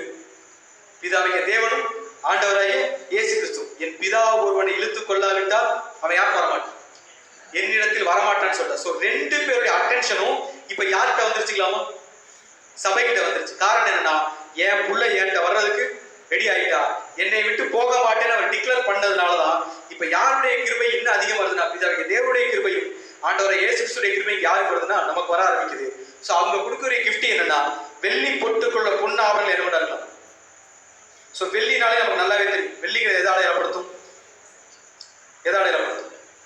வசனம். சோ இந்த வசனத்தையும் பொண்ணுனா எதை அடையாளப்படுத்தும்னா அவருடைய குணலட்சணம். சோ இது 2ஐயும் வச்சுதான் இப்ப யாரு பண்ண போறாங்கன்னா, பிதாவாகிய தேவனும் ஆண்டவரை இயேசு கிறிஸ்துவும் நமக்கு ஒரு ஜுவல் பண்ண போறாங்க. என்ன பண்ண போறாங்க? ஜுவல்ஸ். சோ ஆண்டவரை இயேசு கிறிஸ்து நமக்கு கிடைச்சது என்னது? கிருபையா. ஆண்டவரை இயேசு கிறிஸ்து நமக்கு கிடைச்ச விஷயம் வெள்ளி. என்னது வெள்ளினா? சோ சத்தியம். கிறிஸ்துவுக்கிட்ட இருந்து நமக்கு கிடைச்சது என்னன்னா சத்தியம். கோல்டுன்னு என்னது? தெய்வீக குணலட்சணம். சோ இது 2ம், ஒண்ணு கிறிஸ்துவுக்கிட்ட இருந்து கிடைச்சது, இன்னொன்னு பிதாவாகிய தேவனுடைய கேரக்டர். இது 2ஐயும் இப்ப யாரு கிஃப்டா கொடுக்குறாங்கன்னா நம்மள்ட்ட கொடுக்குறாங்க. இந்த கிஃப்டை பத்திரமா பாதுகாக்க வேண்டிய பொறுப்பு யாருக்கு? 10 வெள்ளிக்காசு படிச்சிருக்கோம், ரைட்டு தானே? மணவாளன் ஒரு கிஃப்ட் கொடுத்துட்டு போயிருவாரு. மணவாளன் வர்ற வரைக்கும் மணவாட்டி என்ன பண்ணியாகணும்? அந்த கிஃப்டை ரொம்ப பத்திரமா வச்சுக்கணும். ஏன்னா அந்த கிஃப்ட்டுக்கு மணவாளனும் சரி பிதாவிய தேவனும் சரி கொடுத்த விலை என்ன விலை? சாதாரண ஒரு விலையே இல்லை. அந்த வசனத்தை கூட வாசிக்கலாம். யோவான் 3ஆம் அதிகாரம் 16ஆம் வசனம் வாசிக்கும் போது, தேவன் தம்முடைய ஒரே பேரான குமாரனை விசுவாசிக்கிறவன் எவனோ அவன் கெட்டு போகாமல், யார் கெட்டு போகாம? நம்ம கெட்டு போகாம இருக்கிறதுக்கு, நித்திய ஜீவனை அடையும்படிக்கு அவரை என்ன பண்ணி தரலாம்? தந்தருளி இவ்வளவாய் உலகத்தில் என்ன பண்ணலாமோ. சோ நம்ம பாவத்துக்குள்ள போயிடாம இருக்கிறதுக்கும், நம்ம கெட்டு போகாம இருக்கிறதுக்கும், நம்ம சாகாமைக்குள்ள நம்ம சாவுக்குள்ள போயாம நித்திய ஜீவனை தரித்துக் கொள்வதற்காக அவர் கொடுத்த ஒரு மிகப்பெரிய ஒரு பலிதான் என்ன அப்படின்னு பார்க்கும்போது, ஆண்டவரை இயேசு கிறிஸ்துவுடைய ஈடுபலி. அந்த பலியை கொடுத்து நம்மளை வாங்கியிருக்காரு அப்படின்னா அந்த ஒரு பலிக்குரிய மரியாதை யார் பண்ணியாகும்? சோ அவர் சத்தியத்தை கொடுத்துட்டாரு, அவருடைய குணலட்சணங்களை அவர் காட்டிட்டாருன்னா இதை திருப்பி காட்ட வேண்டிய பொறுப்பு யாருக்கு இருக்கு? சபையாகிய சரீரத்துக்கு இருக்கு. ஆனா நம்மளுடைய சிந்தனை என்னன்னா, நம்ம எல்லாத்தையும் வாங்கிக்க ரெடியா இருக்கும். யார்கிட்ட இருந்துன்னா ஆண்டவரை இயேசு கிறிஸ்துவிட்ட இருந்தும் சரி பிதாவிய தேவனிடத்தில் எல்லாத்தையும் வாங்கிக்க ரெடியா இருக்கும். ஆனா எதையுமே சோ நீங்க கொடுத்துட்டே இருக்கு, நான் எதையுமே திருப்பி கொடுக்கவே மாட்டேன் அப்படிங்கிற ஒரு சிந்தனை இருக்கிறதுல ரொம்ப ஒஸ்டான ஒரு தாட். நமக்கு அந்த சிந்தனை வர மாட்டேங்குது. நமக்காக எவ்வளவு பண்ணிட்டாரு, நம்ம அவருக்காக ஏதாவது பண்ணுவோம். அவர் சொல்லியிருக்காருல்ல, கொஞ்சத்துல என்ன பண்ணு, உண்மையா இருக்கு. உங்களை என்ன பண்றேன், அநேகத்துல அதிகாரியா வைக்கிறேன். அது கொஞ்சத்துல உண்மையா இருக்கிறத கூட நம்ம என்ன பண்ண மாட்டேங்கிறோம். கடுகளவு விசுவாசம் இருந்தா மலையை பார்த்து போன்னு சொன்னோம் போயிடும். என்ன சொல்ல வர்றாருன்னா, கடுகளவு விசுவாசம் கூட யாருக்கு நீங்களும். சோ இவ்வளவு கொடுத்து கூட சபைக்கு என்ன வரல அப்படின்னா, அங்க மனவாட்டி வந்துருச்சு. யாருக்கு? உண்மையான சாலமோன் ராஜாவுக்கு, அபிஷாவுக்கிட்ட அந்த கேரக்டர் வந்துருச்சு. இன்னைக்கு ஆண்டவராய் இயேசு கிறிஸ்துவுடைய மனவாட்டி அழைக்கப்பட்ட திருச்சபைக்கு அழைக்கப்பட்ட நமக்கு அந்த கேரக்டர் வந்துருச்சான்னு ஒரு கேள்வி கேட்டோம்னா, சோ நம்ம இந்த இடத்துல தரிச்சிருக்கணும். இந்த இடத்துல நம்மளை எங்கே கூப்பிட்டு உட்கார வச்சாரோ அந்த மந்தைகளுக்கு நடுவுலயே நம்ம என்ன இருக்கணும், இருந்துட்டு இருக்கணும். இந்த கூடாரத்தை விட்டு நம்ம என்ன இருக்கக்கூடாது, வெளியே போயிடக்கூடாது. நம்ம எவ்வளவு ஆழமா இருக்கிறோமோ அவ்வளவு சத்தியங்கள் யார் கொடுக்க ரெடியா இருக்கிறதுக்கலாமா? ஸோ அந்த கத்தியத்தை அவர் கொடுக்கக்கூடிய அந்த கிஃப்டை நம்ம ஏற்றுக்கிட்ட அப்படின்னா அவர் கொடுக்கக்கூடிய சத்தியங்களை நமக்கு எப்படி கொடுப்பார் அப்படின்னு பார்க்கும்போது அதுலேயே அடுத்த வசனம் வாசிக்கலாம். உன்னத பாட்டு 1ஆம் அதிகாரம் 12வது வசனம் வாசிக்கும் போது, ராஜா பந்தியில் இருக்கும் தனையும் என்னுடைய நலத்தைலம் என்ன வீசுங்களாம், தன்னுடைய வாசனையை வீசும் அப்படின்னு சொல்லியிருக்காரு. அந்த அம்மா என்ன சொல்லுதுன்னா, அவர் சொல்லிட்டார், என்ன சொல்லிட்டாருன்னா, நான் உனக்கு என்ன தரப்போறேன், இப்ப வெள்ளி பொட்டுக்கள் உள்ள பொன் ஆபரணங்கள் என்ன பண்றேன், உனக்கு நாங்க பண்ண ரெடி ஆயிட்டோம் அப்படின்னு சொல்லும் போது இந்த அம்மா சொல்றாங்க, என்ன சொல்றாங்கன்னா, ராஜா தமது பந்தியில் இருக்கும் தனையும் என்னுடைய நலத்தில் என்ன பண்ணும், நீங்க பக்கத்துல இருந்தா மட்டும் போதும். அந்த அம்மா சொல்றது என்ன, நீங்க கூட இருந்தாவே என்ன பண்ணும் போதும், என்ன வீசுங்களாமா, என்னுடைய நல தைலம் என்ன வீசுங்களாமா, வாசனையை வீசும். ராஜாவுடைய பந்தின என்னது, ராஜாவுடைய பந்தின உன்னத பாட்டை யார் எழுதுது, சாலமோன் இருக்கார். சோ சாலமோன் ராஜா ஒரு பந்தி வச்சா எப்படி இருக்கும், எப்படி இருக்கும், நம்ம எஸ்தர்ல படிச்சிருப்போம்ல, எஸ்தர்ல 1ஆம் அதிகாரத்துல ஆகாஸ்வேரு ராஜா ஒரு ஃபங்க்ஷன் நடத்துவார். எத்தனை நாள் நடத்திருப்பார்னா ஏறக்குறைய 180 நாட்கள், ஏறக்குறைய பைபிள் வசனமே எக்ஸாக்ட் எத்தனை நாள் நடத்திருப்பாரு, 180 நாள். ஒரு மிகப்பெரிய விருந்துன்னா அப்ப அந்த எந்த அளவுக்கு ஒரு பெரிய விருந்து அவர் நடத்தியிருக்கணும், ரைட் தானே. இப்ப இங்க சாலமோன் ராஜா ஒரு விருந்து நடத்துறான்னா இவர் எவ்வளவு பெரிய விருந்து நடத்தியிருக்கணும். சோ அந்த அளவுக்கு ஒரு விருந்துல என்னென்ன டிஷ் பரிமாறி இருப்பாங்க, ராஜ விருந்து அப்படின்னா சாதாரண ஒரு சாப்பாடு, சாம்பார், நான்வெஜ் இந்த மாதிரி பரிமாறுவாங்க. சோ என்னென்ன டிஷ் இருக்கோ எல்லா டிஷ்ஷும் எங்க இருக்கும்னா அந்த ராஜாவுடைய பந்தியில இருக்கும். சாலமோன் ராஜா உண்மையிலே வச்ச பந்தியில இருந்த டிஷ்ஷஸ் என்னன்னு அப்படின்னு பார்த்தோம்னா ஒரு வசனத்துல அவரே சொல்லியிருப்பார். என்னன்னா 1 ராஜாக்கள் 4வது அதிகாரம் 22வது வசனத்தை வாசிக்கும் போது ஒரு பந்தி வைக்கிறாரு. அந்த பந்திக்கான காஸ்ட் சொல்றாரு. என்னன்னா, நாள் ஒன்றிற்கு சாலமோனுக்கு செல்லும் சாப்பாட்டு செலவு, என்ன செலவுங்களாமா, சாப்பாட்டு செலவு 30 மரக்கால் மெல்லிய மாவும் 60 மரக்கால் மாவும் சொல்லிட்டு அதுல அடுத்த வசனம் வாசிக்கும் போது என்ன சொல்றாருன்னா, கலைமான்களையும் வெளிமான்களையும் வரையாடுகளையும் கொழுமையான பறவைகளையும் தவிர கொழுக்கப்பட்ட 10 மாடுகளும் மேய்ச்சலிருந்து வந்த 20 மாடுகளும் 100 ஆடுகளும். எத்தனை நாளைக்கு, எத்தனை நாளைக்கு, எத்தனை நாளைக்கு, முதல் வசனம் படிச்சோம்ல, நாள் ஒன்றுக்கு செல்லும் செலவு, முதல் வசனம் பார்த்தோம்ல, நாள் ஒன்றுக்கு செல்லும் செலவு தான் என்ன அப்படின்னு பார்க்கும்போது இவ்வளவு செலவு. கலைமான்கள், வெளிமான்கள், வரையாடுகள், கொழுமையான பறவைகள், கொழுமையான 10 மாடுகள், மேய்ச்சலில் வந்த 20 மாடுகள், 100. இது ஒன்றே சாலமோன் ராஜாவுடைய பந்தி. சாலமோன் ராஜாவுடைய பந்தியை இப்படி இருந்துச்சுன்னா ஆண்டவர் இயேசு கிறிஸ்துவின் பந்தி எப்படி இருக்கும், எப்படி இருக்கும்? ஒரு சில விஷயங்களை நம்மளால என்ன பண்ண முடியாது, இமேஜினே பண்ண முடியாது. அவர் இவரோட பந்தியே இப்படி இருக்குன்னா அவர் வைக்கிற பந்தியில என்ன பண்ண முடியாதுன்னா கொஞ்சம் கூட இமேஜினே பண்ண முடியாது. ஒருவேளை கிறிஸ்து ஒரு பந்தி வச்சா அந்த பந்தியோட வேலிடி எப்படி இருக்கும்னா அது அவரே சொல்லியிருக்காரு. எங்க அப்படின்னு பார்க்கும்போது வெளிப்படுத்தல் 19ஆம் அதிகாரம் 9ஆம் வசனத்தை என்ன சொல்றாருன்னா, பின்னும் அவன் என்னை நோக்கி, ஆட்டுக்குட்டியானவரின் கல்யாண விருந்துக்கு அழைக்கப்பட்டவர்கள் என்ன பண்ண எப்படிப்பட்டவங்க, பாக்கியவான்கள் என்று எழுது என்றான். மேலும் இவைகள் தேவனுடைய சத்தியமான வசனங்கள் என்று கிறிஸ்து வைக்கிற பந்தியில என்ன டிஷ் பரிமாறுவாங்களாமா, என்ன டிஷ், மேலும் இவைகள் என்னதுங்களா, சத்தியமான வசனங்கள் அப்படின்னு சொல்லியிருக்காரு. ஏன் இந்த வசனம் நமக்கு முக்கியம் அப்படின்னா, அந்த பந்தியில நீங்க நம்ம கட்டுக்கூடிய சத்தியங்கள் எப்படிப்பட்ட சத்தியங்கள், ஒரே ஒரு டிஷ் தான் சாப்பிட்றோம். ஒரு நாள் ஓமை, ஒரு நாள் தீர்க்க தரிசனம், ஒரு நாள் நிழல் பொருள், ஒரு நாள் கண்டினியூஸ் ஸ்டடின்னு சொல்லிட்டு வெரைட்டியான ஃபுட்டு, கேரக்டர் ஸ்டடி, அதே மாதிரி நியூ அந்த கிரியேஷன் ஓரியன்டான ஸ்டடின்னு சொல்லிட்டு நிறைய ஸ்டடிஸ், நிறைய டிஷ்ஷஸ் வந்து டெய்லி அவர் என்ன பண்றாரு, நமக்கு பரிமாறிட்டு இருக்காரு. டெய்லி இதை சாப்பிட்டே ஆகும்.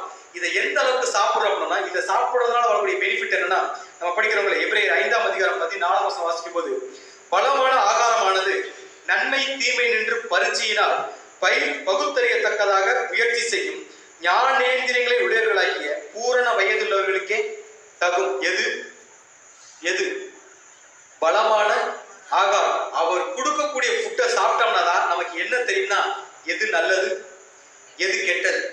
அது படிக்கல, அந்த ஃபுட்டை நம்ம சாப்பிடலன்னா வெளியே பார்க்கறதுனால நமக்கு என்னதான் தெரியும், நல்லதா தான் தெரியும். உலகமும் நமக்கு நல்லதா தான் தெரியும், சத்தியமும் நமக்கு நல்லதா தெரியும். உலகத்தோடய நம்ம வாழுவோம், சத்தியத்தோடையும் நம்ம வாழுவோம். காரணம் என்ன, சத்தியத்தில் நமக்கு என்ன இல்லைங்களாமோ பழக்கம் இல்லாதவர்களானபடியான்னு சொல்றாரு. ஸோ நம்ம சத்தியத்தை நம்ம ஃபர்ஸ்ட் பழக்கப்படுத்தணும். இதை நம்ம டெய்லி என்ன பண்ணி ஆகணும், சாப்பிட்டாகணும். நம்ம படிக்கணும் அனுதின பரலோக மன்னா. ஸோ இதை நம்ம டெய்லி எவ்வளவு கூட சாப்பிட்றோமோ, சத்திய வசனங்களை எவ்வளவு கூட உட்கொள்றோமோ அவ்வளவு கூட உலகத்துக்கும் சத்தியத்துக்குள்ள வேறுபாடு நமக்கு யாருக்கு தெரிய ஆரம்பிக்கும்னா நமக்கு தெரிய ஆரம்பிக்கும். என்னைக்கு அது தெரிய ஆரம்பிக்குதோ அன்னைக்கு தான் ஞானம் அப்படிங்கிற விஷயத்தை நம்ம எடுத்துக்கவே முடியும். உண்மையான நமக்கு ஞானம் கிடைச்சிச்சுனா தான் நம்ம யாரா மாற முடியும்னா சபையா மாற முடியும். அந்த அம்மா சொல்லுது, யாரு மணவாட்டி என்ன சொல்றாங்கன்னா, எனக்கு வேற எதுவும் வேணாம், நீங்க என் கூட இந்த பந்தியில உட்காந்து இந்த ஃபுட்டெல்லாம் எனக்கு என்ன பண்ணுங்க கொடுங்க, அது மட்டும் எனக்கு என்ன பண்ணும் போதும். அதை செஞ்சாலே என்ன வீசும் அப்படின்னு பார்க்கும்போது என்ன வீசிக்கலாமோ, என்ன வீசிக்கலாமோ, கிறிஸ்துவுடைய பந்தியிலிருந்து அவர் கூடயே நம்ம டிராவல் பண்ணிட்டு இருந்தோம்னா அவருடைய நல தைலங்கள் யார் மேல வீச ஆரம்பிக்கலாமோ, நம்ம மேல வீச ஆரம்பிக்கும். யார் மேல? திருச்சபை மேல. பயங்கரமான ஒரு ஸ்மெல். யாருடைய ஸ்மெல்? தமிழ்ல ஒரு பழமொழி சொல்லுவாங்கல்ல, பூவுடன் சேர்ந்த நாரும் மணக்கும். நம்ம நாறு தான், ஆனா பூ கூடயே இருந்தோம்னா நம்ம மேல இந்த எண்ணம் வந்துடும், அந்த ஸ்மெல் வந்து. ஸோ ராஜாவோட பந்தியில நம்ம எப்பவுமே என்ன பண்ணி ஆகணும், அசம்பிள் ஆயிரும். அந்த பந்தியை ஒரு நாள் விட்டுட்டோம்னாலுமே நம்ம மேல என்ன ஸ்மெல் அடிக்க ஆரம்பிச்சிடும், நல்ல தைலமான ஸ்மெல் எல்லாம் வராது. ஒரு துர்வாசனை தான் யார் மேல வீச ஆரம்பிச்சிடும், நம்ம மேல வீச ஆரம்பிச்சிடும். ஸோ நம்ம மேல துர்வாசனை வீசணுமா நல்ல வாசனை வீசணும் யாரையும் முடிவு பண்ணும்.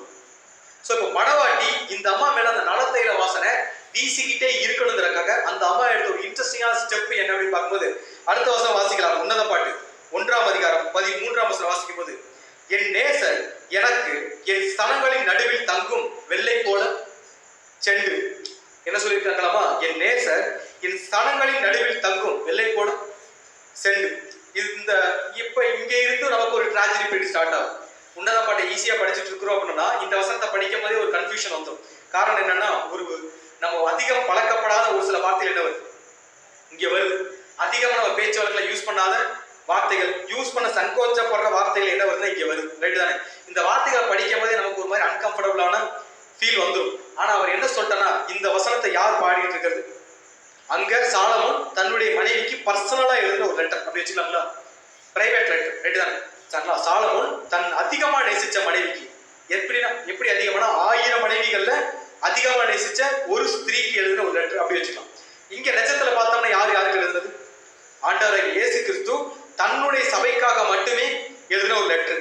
இதை நம்ம மைண்ட்ல இருந்து படிக்கிறது கரெக்டா, கிறிஸ்துவோட மைண்ட்ல இருந்து படிக்கிறது கரெக்டா? கிறிஸ்துவோடைய, ஏன்னா நம்ம இப்ப யாரு, சபை. தலை என்ன மைண்ட்ல இருக்கோ சரீரம் எந்த மைண்ட்ல தான் இருக்கும், அந்த மைண்ட்ல தான் இருக்கும். அதை கிறிஸ்துவை, அதாவது ஆண்டவராகிய இயேசு கிறிஸ்து இல்ல பிதாவாகிய தேவன் பரிசுத்தாவினால் ஏவப்பட்டு சொன்னப்பட்ட ஒரு வசனத்தை என்ன சொல்லியிருக்கான்னு பார்க்கும்போது 1 சாமுவேலின் புத்தகம் 16ஆவது அதிகாரம் 7ஆம் வசனம் வாசிச்சோம்னா, கர்த்தர் சாமுவேலை நோக்கி, நீ இவனுடைய முகத்தையும் இவனுடைய சரீர வளர்ச்சியும் பார்க்க வேண்டாம், நான் இவனை புறக்கணித்தேன். நான் எப்படி பார்க்க மாட்டேன், மனுஷர் பார்க்கிற விதமா யார் பார்க்க மாட்டார்களா, யார் பார்க்க மாட்டா, தேவன் பார்க்க மாட்டார். தேவன் எதை தான் பார்க்கிறார்களாம், மனுஷன் முகத்தை பார்க்கிறான். அவர் எப்படி பார்க்கிறார்களாமா, இருதயத்தை மட்டும் தான் பார்க்கிறார். இப்ப நம்ம வெளிப்புற அடையாளங்களை, வெளிப்புற விஷயங்களை நம்ம பார்த்து அதை சங்கோச்சமா ஃபீல் பண்ணிட்டு இருந்தோம்னா யாரோட விஷயத்துக்குள்ள நம்ம போக மாட்டோம், கிறிஸ்துவோடைய விஷயத்துக்குள்ள என்ன பண்ண முடியாது, போகவே முடியாது. நமக்கு ஏன் இந்த விஷயங்கள் சங்கோச்சமாகவும் ஒரு மாதிரி அன்கம்ஃபர்டபுளாகவும் தெரியுது அப்படின்னா அதுல ஒரு இன்ட்ரெஸ்டிங் ஃபேக்ட் இருக்கு. இப்ப இந்த விஷயங்கள்ல யாருக்கு அன்கம்ஃபர்டபுளா தெரியாது, இங்க படிச்சவங்க ஒரு வசனம், இந்த வசனத்தை படிக்கும்போது அன்கம்ஃபர்டபுள் ஃபீல் வருது இல்ல, இந்த ஃபீலை இந்த வசனம் படிக்கும்போது ஒருத்தருக்கு வராதுன்னா யாருக்கு வராதுன்னு கேட்குறேன், யாருக்கு வராது? ஒரு 10 வயசுக்கு நான் ஒரு குழந்தை இந்த வசனத்தை படிக்க சொன்னா படிக்குமா, படிக்காது? படிக்கும். ஏன்? அதுக்கு இதை பத்தின எந்த ஒரு விஷயமே, அதாவது உலகத்தை குறித்த அறிவோ ஞானமோ யாருக்கு இருக்காது, அந்த குழந்தைக்கு இருக்காது. ஃபர்ஸ்ட். ரெண்டாவது, இன்னொரு கேட்டகரி பீப்புளுக்கும் இதை குறித்த பயமோ கலக்கமோ இருக்காது. யாருக்கு அப்படின்னு பார்த்தோம்னா, அந்த விஷயத்து மேல ஒரு ஆர்வம் இல்லாத நபர்களுக்கு. இந்த ஒரு சில பழங்குடி ஜனங்கள், மலைவாழ் ஜனங்களை பார்த்துருப்போம். ரைட்டு தானே? பழங்குடி ஜனங்கள், மலைவாழ் ஜனங்கள்லாம் நம்ம பார்த்துருப்போம். அந்த ஆப்பிரிக்காவில் இருக்கக்கூடிய கண்ட்ரி பீப்புள்ஸ் எல்லாம் பார்த்துருப்போம். அவங்களுக்கு ஆடை அப்படிங்கிறதே ரொம்ப ஒரு அன்னெசரியான விஷயம் தான். ஆடைக்கு அவங்க யாரும் முக்கியத்துவம் கொடுக்க மாட்டாங்க, அவங்க முக்கியத்துவமே கொடுக்க மாட்டாங்க. ஏறக்குறைய நியூடா இருக்கக்கூடிய நபர்கள் எங்கே இருப்பாங்க, அங்கே இருப்பாங்க. அவங்கள பொறுத்த வரைக்கும் அது ஒரு சீரியஸான கான்செப்டே கிடையாது. காரணம் என்ன அப்படின்னு பார்த்தா, அவங்க ஒரே குடும்பம். அவங்க என்னது, ஒரே குடும்பம், ஒரே கலாச்சாரம், ஒரே வழிபாடு, ஒரே பழக்க வழக்கம். அங்க அவங்களுக்கு தேவையில்லாத சிந்தனையோ தேவையில்லாத தாட்டுகளோ அங்க யாருக்கு வராது, அவங்களுக்கு வராது. நமக்கு மட்டும் வருது ஏன் அப்படி ஒரு கேள்வி இருக்குல்ல. நமக்கு மட்டும் இந்த மாதிரி வசனங்களை படிக்கும் போது ஒரு அன்கம்ஃபர்டபுள் ஃபீல் வருது அப்படின்னா நம்ம அந்த இடத்த விட்டுட்டு இப்ப எந்த இடத்துக்குள்ள போயிட்டோம், கிறிஸ்துவ அப்படிங்கிற இடத்துல விட்டுட்டு உலகம்ங்கிற இடத்துக்குள்ள போனா மட்டும்தான் இந்த மாதிரி விஷயங்கள் நமக்கு எப்படி தெரியும், அன்கம்ஃபர்டபுளா தெரியும். அந்த ஒரு சாதாரண மனுஷங்களுக்கு அது அன்கம்ஃபர்டபுளா தெரியல. ஆனா சபையின் அழைப்புக்குள்ள வந்தவங்க நமக்கு எப்படி தெரியுதுங்களா, ஒரு மாதிரி சங்கோச்சமா இருக்குன்னா அவர் கிளியரா சொல்லிட்டார், மனுஷன் பார்க்கிற விதமா என்ன மாட்டேன், நான் பார்க்க மாட்டேன். அவரை தலையாய் கொண்ட சரீரமா இருக்கிற நம்மளை என்ன பண்ணக்கூடாது, அந்த மாதிரியான கான்செப்டுக்கு என்ன பண்ணக்கூடாது, இடமே கொடுக்கக்கூடாது. மீறி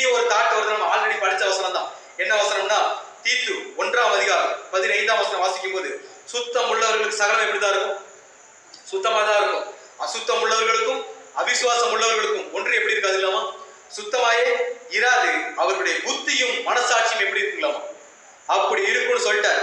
இப்ப இந்த வசந்த மைண்ட்ல வச்சுட்டு மறுபடியும் அந்த கான்செப்ட்ல போகலாம். உன்னத பாட்டு 1:13 படி வாச்சோம்னா, என் நேசர் எனக்கு என் ஸ்தலங்களின் நடுவில் தங்கும் என்னதுங்களாமா?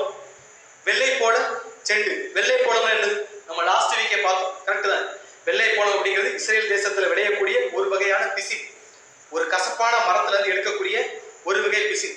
ரொம்பவும் விலை மதிப்பான ஒரு பொருள். இதுல எங்க படிக்கலாம் அப்படின்னா ஆதியாகமத்துல படிக்கலாம். ஆதியாகமம் 43 அதிகாரம் 11 வாசிக்கும் போது நம்ம வீட்டுல ஃப்ரீயா படிக்கலாம். அவர் எப்படி சொல்லுவார் அப்படின்னு பார்க்கும்போது, இந்த தேசத்தின் உச்சிதமான வஸ்துக்களில் கொஞ்சம் பிசின் தைலமும் கொஞ்சம் தேனும் கந்த வர்க்கங்களும் வெள்ளை போலமும் அப்படின்னு சொல்லுவார். சோ வெள்ளை போலம்னா என்னதுங்களாமா? உச்சிதமான வஸ்து, பிரைஸ்லெஸ் சொல்லுவோம்ல, விலை கொடுத்து சாதாரண நபர்களால் வாங்க முடியாத அளவுக்கு பிரைஸான ஒரு விஷயம் தான் என்னதுன்னா வெள்ளை போலம். சோ அந்த ஒரு வெள்ளை போலத்தை இந்த அம்மா எங்க வச்சிருக்காங்க அப்படின்னு பார்க்கும்போது எங்க வச்சிருக்காங்களாமா? ஸ்தலங்களில் நடுவில். நடுவில்னா ஏதாவது வந்து அன்னைக்கு இருந்த ஒரு பழக்க வழக்கங்கள். அங்க அன்னைக்கு வந்து எப்படின்னா தண்ணீர் பஞ்சம் அதிகமா இருக்கக்கூடிய ஒரு நாடு என்னன்னா வனாந்தர பிரதேசங்கள்லாம். அவங்க மேல துர்வாசனை வராம இருக்கிறதுக்கு இந்த மாதிரியான ஒரு சில வாசனை திரவியங்களை இல்ல வாசனை வீசக்கூடிய பொருட்களை டாலர் மாதிரி ஒரு முடிச்சு மாதிரி கட்டி அதை எங்கே போட்டுவாங்களாமா? ஏன்னா ஒருத்தர் நம்ம இன்ட்ராக்ட் பண்ண போறோம்னா நேருக்கு நேர் இன்ட்ராக்ட் பண்ணா நம்ம ஃபர்ஸ்ட் வாசனை தான் வரும். ரைட்டு தானே? அதை கையில கட்டினா வாசனை வரும். ஏன்னா வாசனை வர்ற இடம் மூக்கு. ரைட்டு தானே? மூக்குல வாசனை வருது. நம்ம கையில கட்டியதான் வாசனை வருமானு கேட்குது. ஸோ இன்ட்ராக்ட் ஆகிற டைரக்ட் இன்ட்ராக்ட் ஆகிற இடத்துல தான் அந்த பொருளை என்ன பண்ணுவாங்க? கட்டி வச்சிருப்பாங்களாம். இது அந்த காலத்துல இருந்து நடைமுறை. இந்த அம்மா என்ன பண்ணிருக்காங்களா? அந்த வெள்ளை போல சட்டை எங்கே போட்டிருக்காங்களாமா? டாலரா செஞ்சு எங்கே போட்டிருக்காங்க? கழுத்துக்கு மார்புக்கு நடுவுல போட்டிருக்காங்களாம். அந்த போட்டிருக்கிறது எப்படி இருக்கணும்? சுகந்த வாசனை கண்டினியூஸ் என்ன பண்ணிட்டு இருக்கலாம்? என்ன பண்ணிட்டு இருக்கலாம்? கண்டினியூஸா வீசிட்டே இருக்கும். யாருக்கு? மற்றவங்களுக்கு. சோ கிறிஸ்து கூட நம்ம இருந்துட்டே இருந்தோம்னா நம்முடைய வாசனை நம்ம கூட இன்ட்ராக்ட் பண்ற எல்லாருக்குமே அந்த ஒரு சுகந்த வாசனை என்ன பண்ணிட்டு இருக்கலாம்? போயிட்டே இருக்கு. அவர் சொல்லியிருப்பார்ல, உங்கள் வெளிச்சம் அவர்களுக்கு முன்பாக பிரகாசிப்பிக்க கடவுள். என்னைக்கு இந்த டாலரை நம்ம கழுத்துல மாற்றமோ அன்னைக்கு தான் அந்த அந்த சுவாசம் மற்றவங்களுக்கு என்ன பண்ணும்? போகும். ரைட்டு தானே? இந்த டாலரை இந்த மாதிரி எங்க போட்டிருக்காங்கன்னா, என் நேசர் என் ஸ்தலங்களில் நடுவில் தங்கும் வெள்ளை போல தண்டு. முதலே கிளியரா பார்த்தோம். ஸ்தலங்கள்லாம் என்னது அப்படின்னு பார்த்தோம்னா மார்பகம். ரைட்டு தானே? மார்பகம் அப்படின்னாலே நம்ம முதலே சொல்லிட்டோம். இதை யார் பார்க்குற மாதிரி பார்க்கக்கூடாது? யார் பார்க்குற மாதிரி பார்க்கக்கூடாது? மனுஷர் பார்க்கிற விதம் என்ன பண்ணக்கூடாது? பார்க்கக்கூடாது. மார்பகம் அப்படின்னாலே நமக்கு வந்து ஒரு அன்னெசரியான ஃபீல்லாம் வரக்கூடாது. ஆக்சுவலா இதுக்கு பின்னாடி ஒரு இன்ட்ரெஸ்டிங் ஃபேக்ட் இருக்கு. அதாவது தேவனுடைய அன்புன்னு சொல்லுவோம்ல, அவருடைய 4 வகையான குணலட்சணம்: அன்பு, ஞானம், வல்லமை, நீதி. இதுல இம்பார்ட்டன்டான கேரக்டர் என்னன்னா அன்பு. டிவைனான ஒரு கேரக்டர், எக்ஸ்ட்ரீமான ஒரு கேரக்டர். ஃபர்ஸ்ட் குவாலிட்டி என்னன்னா அன்பு. இந்த ஒரு இடத்துல தேவனுடைய அன்பு எப்படி வெளிப்படுது அப்படின்னு பார்க்கும்போது இதுல என்ன ஒரு ஃபேக்ட் அப்படின்னு பார்த்தோம்னா, இந்த ஒரு பார்ட்டை தேவன் கொடுத்த ஒரு விஷயம் என்னன்னா, ஒரு தாய் தன் குழந்தைக்கு ஊட்டக்கூடிய ஒரு அமுதுக்காரம். ரைட்டு தானே? அது வந்து எப்படின்னா ஒரு அமுதம்னு சொல்லுவாங்க, உயிர் அமுதம். ரைட்டு தானே? தகப்பன்ட்ட இருந்து அந்த குழந்தைக்கு சரீரம் போகும், தாய் கிட்ட இருந்து அந்த குழந்தைக்கு என்ன கொடுத்துக்கலாம்? உயிர் போகும். ரைட்டு தானே? ஒருவேளை தாய் அந்த உயிரை கொடுக்கல அப்படின்னா கொஞ்ச நாள் கழிச்சு அந்த குழந்தை என்ன ஆயிடும்? இதுல என்ன இன்ட்ரெஸ்டிங் ஃபேக்ட் அப்படின்னு பார்த்தபோது, ஒரு குழந்தை இப்ப பூமியில பிறக்கிற எல்லாருமே நல்லவங்களா கெட்டவங்களா? நல்லவங்களா கெட்டவங்களா? நல்லவங்களும் இருப்பாங்க, கெட்டவங்களும் இருப்பாங்க. ரைட்டு தானே? இப்ப நம்ம வந்து ஒரு நபர் கெட்டவர்னா அவர் எப்படி பார்ப்போம்? ஒரு பார்வை. ரைட்டு தானே? அவர் வந்து ஒரு நெகட்டிவ் பர்சனா பார்ப்போம். நல்லவங்கள ஒரு பாசிட்டிவ் பர்சனா பார்ப்போம். இதுதான் நம்மளுடைய தகுதி. ஆனா தேவன் அப்படி யாரையும் என்ன பண்ண மாட்டார்? பார்க்க மாட்டார். அவர் என்ன பண்றாருன்னா, ஒரு குழந்தை இந்த பூமிக்கு வர்றதுக்கு முன்னாடி, அந்த குழந்தை நல்ல குழந்தையாக இருக்கலாம், கெட்ட குழந்தையாக இருக்கலாம், பட் அந்த குழந்தை பூமிக்கு வர்றதுக்கு முன்னாடியே அந்த குழந்தைக்கு தேவையான ஃபுட்டையும், அந்த ஃபுட்டு எங்க இருந்தா தயார் குழந்தைக்கு ரெடியா இருக்குமோ அந்த இடத்தை கொடுத்தவர் தான் யார்? அந்த இடம் எதுக்கு இருக்குதுங்களாமா? இனிமேல் பிறக்க போற குழந்தை, அந்த குழந்தை நல்ல குழந்தையா இருக்கலாம், கெட்ட, அந்த குழந்தைய போஷித்து வழி நடத்தக்கூடிய பொறுப்பு யாருக்கு இருக்கு? அம்மாவுக்கு இருக்குது. அப்புறம் அந்த ஃபுட் அம்மா சமைச்சதுங்களா? மதர்ஸ் ஃபீட்னு சொல்லுவோம்ல, தாய்ப்பால், அது அம்மா சமைச்சு கொடுக்குறாங்களா? குழந்தைக்கு 2-3 வயசுக்கு மேலதான் யார் சமைச்ச ஃபுட்டு? அம்மா சமைச்ச ஃபுட்டு. அதுக்கு முன்னாடி வரைக்கும் அந்த ஃபுட்டை யார் தான் சமைச்சு கொடுக்கறதுங்களாமோ? தேவன் அந்த குழந்தைக்கு என்ன பண்றாரு? அந்த குழந்தைக்கான ப்ரையாரிட்டி, தேவன் அந்த குழந்தைக்கான நேரத்தை ஒதுக்கி அந்த குழந்தைக்கு ஒரு ஃபுட்டை ரெடி பண்ணி, அந்த ஃபுட்டை வைக்க ஒரு இடத்தை ரெடி பண்ணி அந்த ஃபுட்டை யாருக்கு கொடுக்குறாரு அப்படின்னு பார்க்கும்போது அந்த குழந்தை கொடுக்குறாரு. நம்ம யோசிச்சிருக்கோமா? குழந்தைக்கு வந்து எல்லாத்தையும் நம்ம கற்றுக் கொடுப்போம். குழந்தைக்கு வாய் வச்சு உறிஞ்சி கொடுக்கணுங்கிறது யார் கற்றுக் கொடுத்தது? ஸோ இது எல்லாமே யாருடைய முன்னேற்பாடுகள்னா தேவனுடைய முன்னேற்பாடுகள். ஸோ நம்ம இன்னைக்கு ஜீவனோட இருக்கிற காரணமே அந்த ஒரு விஷயம். இன்னைக்கு அந்த ஒரு பகுதியை அந்த ஒரு பாகத்தை கொச்சைப்படுத்துறோம் அப்படின்னா யாரை கொச்சைப்படுத்துற மாதிரி ஆயிடும்? பிதாவாகிய தேவனையும் நம்ம கொச்சைப்படுத்துற மாதிரி. அதாவது நம்ம சங்கீதக்கார விஷயம் சொல்லியிருப்பார் என்னன்னா, உன் வாயிலிருந்து சொற்கள் வர்றதுக்கு முன்னாடி யாருக்கு தெரியுமாமா? அவருக்கு தெரியும். இது யாருக்கு அப்ளை ஆகுமோ தெரியாது. ஒரு குழந்தைக்கு அப்ளை ஆகும். ஒரு 10 வயசு ஆயிடுச்சு ஒரு குழந்தை, அந்த குழந்தை அழுகுதுன்னா அந்த அம்மா என்ன பண்ணும்? சாப்பாடு கொடுக்கும், ரைட் தானே? சாப்பாடை சமைச்சு ஏதோ ஒரு ஃபுட் அந்த குழந்தை கொடுக்கும். 2 வயசுக்குள்ள அழுகுதுன்னா அந்த பிள்ளைக்கு இந்த அம்மா அந்த ஃபீட் பண்ணுவாங்கல்ல, மதர்ஸ் ஃபீட் பண்றாங்கன்னா அந்த ஃபீடை யார் கொடுத்தது? ஸோ அந்த குழந்தை அழுகிறதுக்கு முன்னாடியே அதுக்கு என்ன தேவை யாருக்கு தெரியுமாமா? உன் வாயிலிருந்து சொற்கள் பிறக்கிறப்படி யாருக்கு தெரியும்? அந்த குழந்தை அழுகிறதுக்கு முன்னாடி அந்த குழந்தைக்கான ஃபுட் அங்கே என்ன இருக்கும்? ரெடியா இருக்கும். அதை யார் ரெடி பண்ண முடியாது? நம்ம ரெடி பண்ண முடியாது. சயின்டிஸ்ட் சொல்லியிருப்பாங்கல்ல, இந்த ஃபுட்டை தேவனுடைய அன்புனால கிடைக்கிற இந்த ஒரு ஃபுட்டை அந்த குழந்தை குடிக்கலைன்னா லைஃப் லாங் யாருக்கு பாதிப்புங்களாமோ? யாருக்கு பாதிப்பு? ஸோ இந்த உலகத்துல பிறக்கிற எல்லா குழந்தைகளும் சரி, கருவுல இருந்து வெளியே வந்து சாப்பிட்ற ஃபர்ஸ்ட் ஃபுட்டை யாரோட ஃபுட்டு?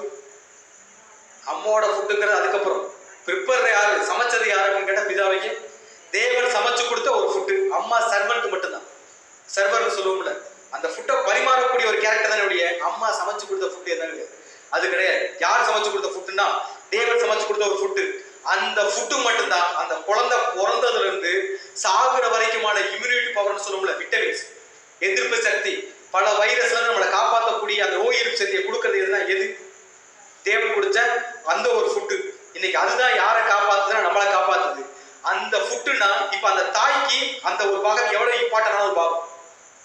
ஒரு குழந்தைய வச்சிருக்க தாய்க்கு அந்த ஒரு பாகம் எவ்வளவு முக்கியத்துவமான பாகம்னா உலகத்திலே அந்த பாகம் தான் ரொம்ப முக்கியம். ஏன்னா அந்த குழந்தைக்கு என்ன பண்ணி ஆகும்? ஃபீட் பண்ணி ஆகும். அந்த குழந்தைய உயிரை என்ன பண்ணி ஆகணும்? காப்பாற்றி ஆகணும். அவ்வளவு இம்பார்ட்டன்ஸ் கொடுக்குற பாகங்களுக்கு மத்தியில தான் யாரை வச்சிருக்கோம்? அந்த அம்மா யாரை வச்சிருக்கணும்? என் நேசர் என் ஸ்தனங்களின் நடுவே தங்கும் வெள்ளை போல செண்டு. அந்த அம்மா பாதுகாக்க வேண்டிய பொக்கிஷத்துக்கு நடுவுல தான் இப்ப யார் வச்சிருக்கீங்களா? அதுக்கு நடுவுல என்ன இருக்கு அப்படி ஒரு கேள்வி கேட்டா, மார்பகங்களுக்கு நடுவுல என்ன ஒரு கேள்வி கேட்டா என்ன வச்சோம்? நம்முடைய இதயமே எங்கதான் இருக்குதுங்களா? நம்முடைய மார்பகங்களுக்கு நடுவுல அவர் சொல்லியிருக்காரு, மகனே உன்னுடைய இருதயத்தை எனக்கு தா. ஏன்னா இருதயமே மகா திருக்குள்ளதும் மகா கேடுள்ளதுமா இருக்குதுன்ட்டு. பிரச்சனை என்னன்னா இப்ப அந்த இருதயத்துக்குள்ள கிறிஸ்துவ கொடுத்துட்டோம்னா நமக்கு என்ன கிடையாது? நமக்கு என்ன கிடையாது? எந்த ஒரு பிரச்சனையுமே கிடையாது. சோ அந்த இருதயத்தை தூக்கி யார்கிட்ட கொடுத்துருச்சு அந்த அம்மா அப்படின்னா கிறிஸ்து. நம்ம சொல்லுவோம்ல, நமக்கு பிடிச்சவங்க சொல்லுவோம், என் நெஞ்சு கூட்டுக்குள்ள வச்சு என்ன பண்ணுவோம்? பாத்துக்க, இந்த அம்மா சொல்ற இவ்வளவுதான். இந்த அம்மா சொல்ற விஷயம் என்னன்னா, நான் உங்களை எங்க வச்சிருக்கிறேன்? என் நெஞ்சு கூட்டுக்குள்ள வச்சிருக்கேன். உங்களை என்னை விட்டு உங்களை யாராலையும் என்ன பண்ண முடியாது, பிரிச்சுக்கவே முடியாது. உங்க ஸ்மெல் என் பக்கத்துல வர எல்லாருக்கும் என்ன பண்ணும்? வீசிக்கிட்டே இருக்குங்கிறதான் இந்த அம்மா என்ன சொல்ல வர்றாங்கன்னா, என் நேசர் என் ஸ்தனங்களுக்கு நடுவிலே தங்கும் வெள்ளை போல செண்டு. இந்த விஷயம் நமக்கு எவ்வளவு முக்கியம் அப்படின்னு பார்க்கும்போது ஒரு விஷயம் வாசிக்கலாம். 1 தெசலோனிக்கேயர் 2ஆம் அதிகாரம் 7ஆம் வசனம் வாசிக்கும் போது, உங்களிடத்தில் பட்சமாய் நடந்து கொண்டோம். பட்சமாய்னா ஃபேவரா, அவங்க நல்லவங்க இருந்தாலும் சரி கெட்டவங்க இருந்தாலும் சரி, அவங்களுக்கு ஃபேவராய் உங்களிடத்தில் பட்சமாய் நடந்து கொண்டோம். பால் கொடுக்கிற தாயானவள் தன் பிள்ளைகளை காப்பாற்றுகிறது போல. எது மாதிரி?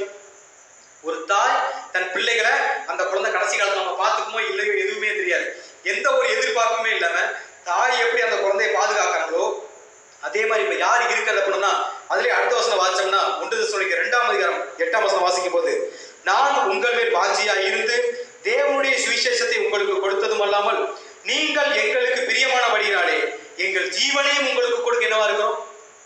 சோ இவங்க நமக்கு சத்தியத்தையும் கொடுத்து சுவிசேஷத்தையும் கொடுத்து ஜீவனையும் கொடுக்க யார் ரெடியா இருக்கிறோம்னா சபை மக்களும் கிறிஸ்துவ என்னவா இருக்கிறார்? ரெடியா இருக்கிறோம். அதுக்காகத்தான் இந்த அம்மா இந்த வெள்ளை போல சட்டத்துக்கு எங்க மாட்டிருக்கீங்களாமோ? எங்க மாட்டிருக்கீங்களாமோ? நெஞ்சு கூட்டுக்குள்ள என்ன பண்ணிருக்கலாமா? மாட்டி வச்சிருக்கு. என்னை விட்டு உங்களை யாராலையும் என்ன முடியாது, பிரிக்கவே முடியாது. ஏன்னா ஒரு பாதுகாப்பான இடத்துக்கு நடுவுல தான் இப்ப யாரை வச்சிருக்கிறேன்? நான் உங்களை வச்சிருக்கேன்னு சொல்லிட்டு புலங்காகிதம்னு சொல்லுவாங்க. ரொம்ப எக்ஸைட்டா யாரு பேசுறதுன்னா திருச்சபை யார்கிட்ட பேசிட்டு இருக்காங்க? யார்கிட்ட பேசிட்டு இருக்காங்க? கிறிஸ்துவ பேசிட்டு இருக்காங்க. இன்னுமே சரி, அந்த அம்மா இன்னும் ஒரு படி மேல போய் கிறிஸ்துவை குறித்து அந்த அம்மா சொல்ற விஷயம் என்னன்னா, உன்னத பாட்டு 1ஆம் அதிகாரம் 14ஆம் வசனம் வாசிக்கும் போது, என் நேசர் எனக்கு என்கேதி ஊர் தோட்டங்களில் திராட்சை தோட்டங்களில் முளைக்கும் மருதோன்றி பூங்கொத்துங்களாமா. யாருக்கு? யாரு? இந்த அம்மாவுக்கு இயேசு கிறிஸ்து எப்படி இருக்கிறார்னா, என் நேசர் எனக்கு எங்கேடி ஊர் திராட்சை தோட்டங்களில் முளைக்கும் மருதோன்றி பூங்கொத்து. எங்க திராட்சை தோட்டம்னா என்கேடி அப்படிங்கிறது இஸ்ரேல்ல இருக்கக்கூடிய ஒரு கண்ட்ரி, ரைட் தானே? ஸோ இதில் திராட்சை தோட்டம் அப்படிங்கிறது எதை அடையாளப்படுத்தும்? நம்முடைய குணலட்சணங்கள், கனி கொடுக்கிற விஷயம், ரைட் தானே?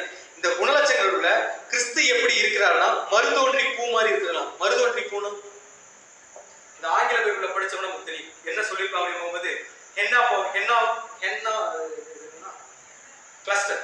கிளஸ்டர் ஆஃப் ஹென்னான்னு சொல்லுவாங்க.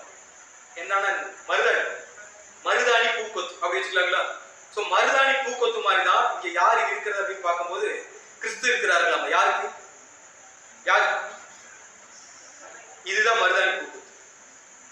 பார்க்கறதுக்கு எப்படின்னா ரொம்ப பிளசண்டா, ரொம்ப பசுமையா இருக்கக்கூடிய ஒரு விஷயம். இந்த அம்மா ஏன் இந்த பூ கூட கிறிஸ்துவ கம்பேர் பண்றாங்க அப்படின்னு பார்க்கும்போது இந்த பூ நமக்கு எதையெல்லாம் கியூர் பண்ணி கொடுக்குது அப்படின்னு பார்த்தோம்னா ஆன்டி ஏஜிங் சொல்லுவாங்கல்ல, வயசு ஆகிறத, அதாவது முதுமை தோற்றம் வரதை எது தடுக்குமாமா? இந்த பூ தடுக்குமா முதுமை தோற்றம் வரதை. அதே மாதிரி பார்த்தோம்னா இம்யூனிட்டி பவரை கூட்டும், நம்முடைய முகத்துல பொலிவை ஏற்படுத்தி கொடுக்கும். இப்படி பல வகையான விஷயங்களை, சரும பாதுகாப்பு சம்பந்தப்பட்ட விஷயங்களை எது கொடுக்கும்னா இந்த வந்து மருதாணி கொடுக்குங்களாம், ரைட் தானே? இப்ப நம்ம வந்து வயசாகிருச்சு அப்படின்னாலே நமக்கு எல்லா ஸ்ட்ரென்த் என்ன பண்ணிடும்? போயிடும். இப்ப எனக்கு வயசாகி என்னுடைய ஊழிய காலங்கள் செய்ய முடியாம போகிறத யார் தடுக்கிறாராம்? சோ நமக்கு வயசாகும், ஆனா நம்ம ஃபேஸ்ல என்ன தெரியாது, அது தெரியாது. ஏன் நம்ம கூட யார் இருக்கிறது? கிறிஸ்து இருப்பார். கிறிஸ்து இருக்கிற வரைக்கும் நம்ம ரொம்ப ஹாப்பியா தான் இருக்கும். ஹாப்பியா இருக்கிறவங்களுக்கு மூஞ்சி அவ்வளவு சீக்கிரம் என்ன ஆயிடாது, ஏஜென்ட் லுக்கெல்லாம் வந்துடாது. நம்ம எவ்வளவு கூட சந்தோஷமா இருக்கமோ அவ்வளவு கூட நம்ம முகம் என்னவா இருக்கும்? நம்ம உலக வழக்கில் ஒன்று சொல்லுவாங்கல்ல, பணம் வந்துட்டா எல்லாருமே எப்படி தெரிவாங்களாமா? அசிங்கமா இருக்கிறவங்க என்ன ஆயிடுவாங்க, அழகா மாறிடுவாங்க அப்படின்னு ஒரு சொல் வழக்கு இருக்கு, நம்ம கேள்விப்பட்டிருக்கோம். இங்க நமக்கு சந்தோஷம் தரக்கூடிய விஷயம் என்ன? கிறிஸ்து நம்ம கூடவே இருந்தாருன்னா நம்ம மூஞ்சி எப்படி ஆயிடலாம்? குளோவாயிரும். இந்த குளோ எப்படி இருக்கும் அப்படின்னு பார்க்கும்போது மத்தேயு 5:16 வாசிச்சோம்னா, இவ்விதமாக மனுஷர் உங்கள் நற்கிரிகளை கண்டு பரலோகத்தில் இருக்கிற உங்கள் பிதாவை மகிமைப்படுத்தும்படி உங்கள் வெளிச்சம் அவர்கள் முன்பாக பிரகாசிப்புக்கு கடவுதுனா. இப்ப நம்ம முகம் பிரகாசிக்கணும்னாலே நம்ம யார் கூட இருக்கணும்? அவர் கூட இருக்கணும். நம்ம முகம் என்னைக்கு பிரகாசிக்குதோ, நம்ம எப்ப ரொம்ப ஹாப்பியா கிறிஸ்துவுக்குள்ள மகிழ்ந்து இருக்கிறோமோ அன்னைக்கு மறுபடியும் அவரை நம்மளை பார்த்து ஒரு விஷயம் சொல்லுவார். என்னன்னா, உன்னத பாட்டு 1:15 வாசிக்கும் போது, என் பிரியமே நீ ரூபவதி, மறுபடியும் சொல்லுவார் என்னன்னு, நீ ரூபவதி, உன் கண்கள் எப்படி இருக்குதுலாமா? புறா கண்கள் மாதிரி. ஏன் இங்க 2 டைம் சொல்றாரு? இவர் ஏதோ ஒரு ரூபத்தை யார்கிட்ட பார்த்திருக்கிறாரு? மணவாட்டிட்ட பார்த்திருக்காரு. அது கன்ஃபர்மேஷன். நான் எதிர்பார்த்த ரூபம் யார்கிட்ட வந்துருச்சு? உங்ககிட்ட வந்துருச்சு. அந்த ரூபம் ஓட்ட மட்டும் தான் இருக்குன்னு சொல்லிட்டு அவர் எப்படி சொல்றாருன்னா, உன் கண்கள் புறா கண்கள். ஏன் புறாவை சொல்லணும்? நம்ம இதுவும் நிறைய படிச்சிருக்கோம். புறாவை குறித்து தனியாவே படிக்கலாம், சப்ஜெக்டா பார்த்துருக்கோம். சிம்பிளா ஒரு அவுட்லைன் மட்டும் பார்த்தோம்னா, புறாவுடைய கண்கள் எதை மட்டும் தான் பார்க்கலாமா? ஒரு 10 விதை கொட்டி கிடக்குன்னா அதுல நல்ல விதை எதுன்னு எதுக்கு தெரியும்? புறாவுக்கு தெரியும். நல்ல விதைனாலே என்னதான் அர்த்தம்? உண்மையான சத்தியம், தேவனுடைய உண்மையான வார்த்தைகள். அதே மாதிரி ஒன்னா வாழக்கூடிய உயிரினம் தான் என்னது? புறா. கூட்டு குடும்பமா வாழக்கூடியது. அதே மாதிரி ஒரே இணையை கொண்டதுதான் என்னது? புறா. தன் ஜோடியை விட்டு என்ன பண்ணாது? நீங்க தன் ஜோடி செத்து போச்சுன்னா நம்ம கேள்விப்பட்டிருக்கோம். அதுவும் என்ன பண்ணிக்கலாமா? உயரத்துல போயிட்டு நிறைய கற்களை சாப்பிட்டு விழுந்து செத்து போயிடும் அப்படிங்கிற மாதிரி ஒரு சில கற்பனைகள்லாம் சொல்றாங்க. சோ தன்னுடைய ஜோடிக்கு ஒரே ஒரு இணையை மட்டுமே வைத்துக் கொண்டு வாழக்கூடிய உயிர் தான் என்னது? இந்த புறா. இன்னைக்கு திருச்சபை அப்படிதான். நமக்கும் ஒரே சத்தியம் தான். எது நல்ல சத்தியமோ அது மட்டும்தான். சபை எங்க இருக்கோ அங்க மட்டும்தான் திருச்சபை என்ன பண்ணும்? இருக்கும். அதே மாதிரி கிறிஸ்து கூட மட்டும்தான் திருச்சபை என்ன பண்ணும்? வாழும். இல்லைன்னா திருச்சபை என்ன பண்ணாது? வாழாது. சோ இந்த முடிவு எனக்கு கிறிஸ்து மட்டும்தான் எனக்கு எல்லாமே என்னைக்கு முடிவு பண்ணிருக்கோ அன்னைக்கே நம்ம கிறிஸ்து கணக்கு எப்படிதான் தெரியும்னா, நீ ரூபவதி, நீ மட்டும்தான் ரூபவதி அப்படிங்கறத யாரோட ஸ்டேட்மெண்ட்? மணவாளனுடைய ஒரு ஸ்டேட்மெண்ட். சோ இந்த இடத்துல இதை கேட்ட உடனே மணவாட்டி கொடுக்கிற ஒரு அப்ரிசியேஷன் என்ன அப்படின்னு பார்க்கும்போது, உன்னத பாட்டு 1:16 வாசிக்கும் போது, நீர் ரூபம் உள்ளவர். எப்படிங்களாமா? நீர் ரூபம் உள்ளவர் சொல்லிட்டு, என் நேசரே நீர் இன்பமானவர். நம்முடைய மஞ்சள் எப்படி இருக்கலாமா? ஏன் இந்த அம்மா வந்து நீ ரூபம் உள்ளவர் சொல்லணும்? இப்ப அவர் தானே சொன்னார் நீ ரூபவதி. நம்ம முதலே சொன்னார் என்னன்னா, முதல் வசனத்துல, அதாவது 9ஆம் வசனத்தை படிக்கும் போது என் பிரியமேன்னு சொல்லி ஆரம்பிப்பார். 8ஆம் வசனத்தை படிக்கும் போது ஸ்திரீகளில் ரூபவதியான ஆரம்பிப்பார். ஏன் இந்த டிஃபரன்ஷியேட் அப்படின்னா, இவர் எதிர்பார்த்த ரூபம் யார்கிட்ட வந்துருச்சுங்களாமோ? அந்த பொண்ணுகிட்ட வந்துருச்சு.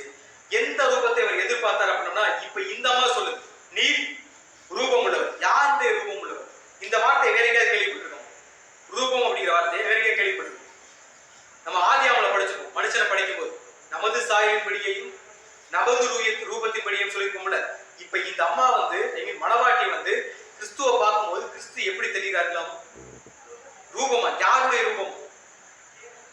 தேவனுடைய ரூபமா யார் தெரியறதுன்னா பிதாவாகிய ஆண்டவராகிய இயேசு கிறிஸ்து தெரியாது. நான் எதிர்பார்த்து வந்தது உங்களை தான். இப்ப நான் என்ன பண்ணிட்டேன்? பார்த்துட்டேன். பார்த்ததுக்கு அப்புறம் என் வாழ்க்கை எப்படி இருக்குது, நான் இனிமேல் எப்படி உங்க கூட டிராவல் பண்ண போறேன், எனக்கு இதனால என்னென்ன கிருபைகள் கிடைக்க போகுது அப்படி நம்ம எக்ஸைட் ஆகி சொல்லக்கூடிய விஷயம் என்னன்னா, நம்முடைய மஞ்சம் எப்படி இருக்குங்களாமா? பசுமை யானது அப்படிங்கிறாங்க. சோ இந்த மஞ்சம் எப்படி இருக்கு, இதுல இருந்து அந்த அம்மா என்னென்ன கத்துக்க போறாங்க, இதுல இருந்து அந்த அம்மாக்கு இருக்கக்கூடிய பெனிஃபிட்ஸ் என்ன, அவர் கூட எப்படி மிகுந்திருக்க போறாங்க அப்படிங்கிறத நம்ம வரக்கூடிய வாரங்களை தொடர்ந்து சிந்திக்கலாம். தேவன் தாமே இந்த வார்த்தைகளை நமக்கு ஆசீர்வாதம் தருவாராக.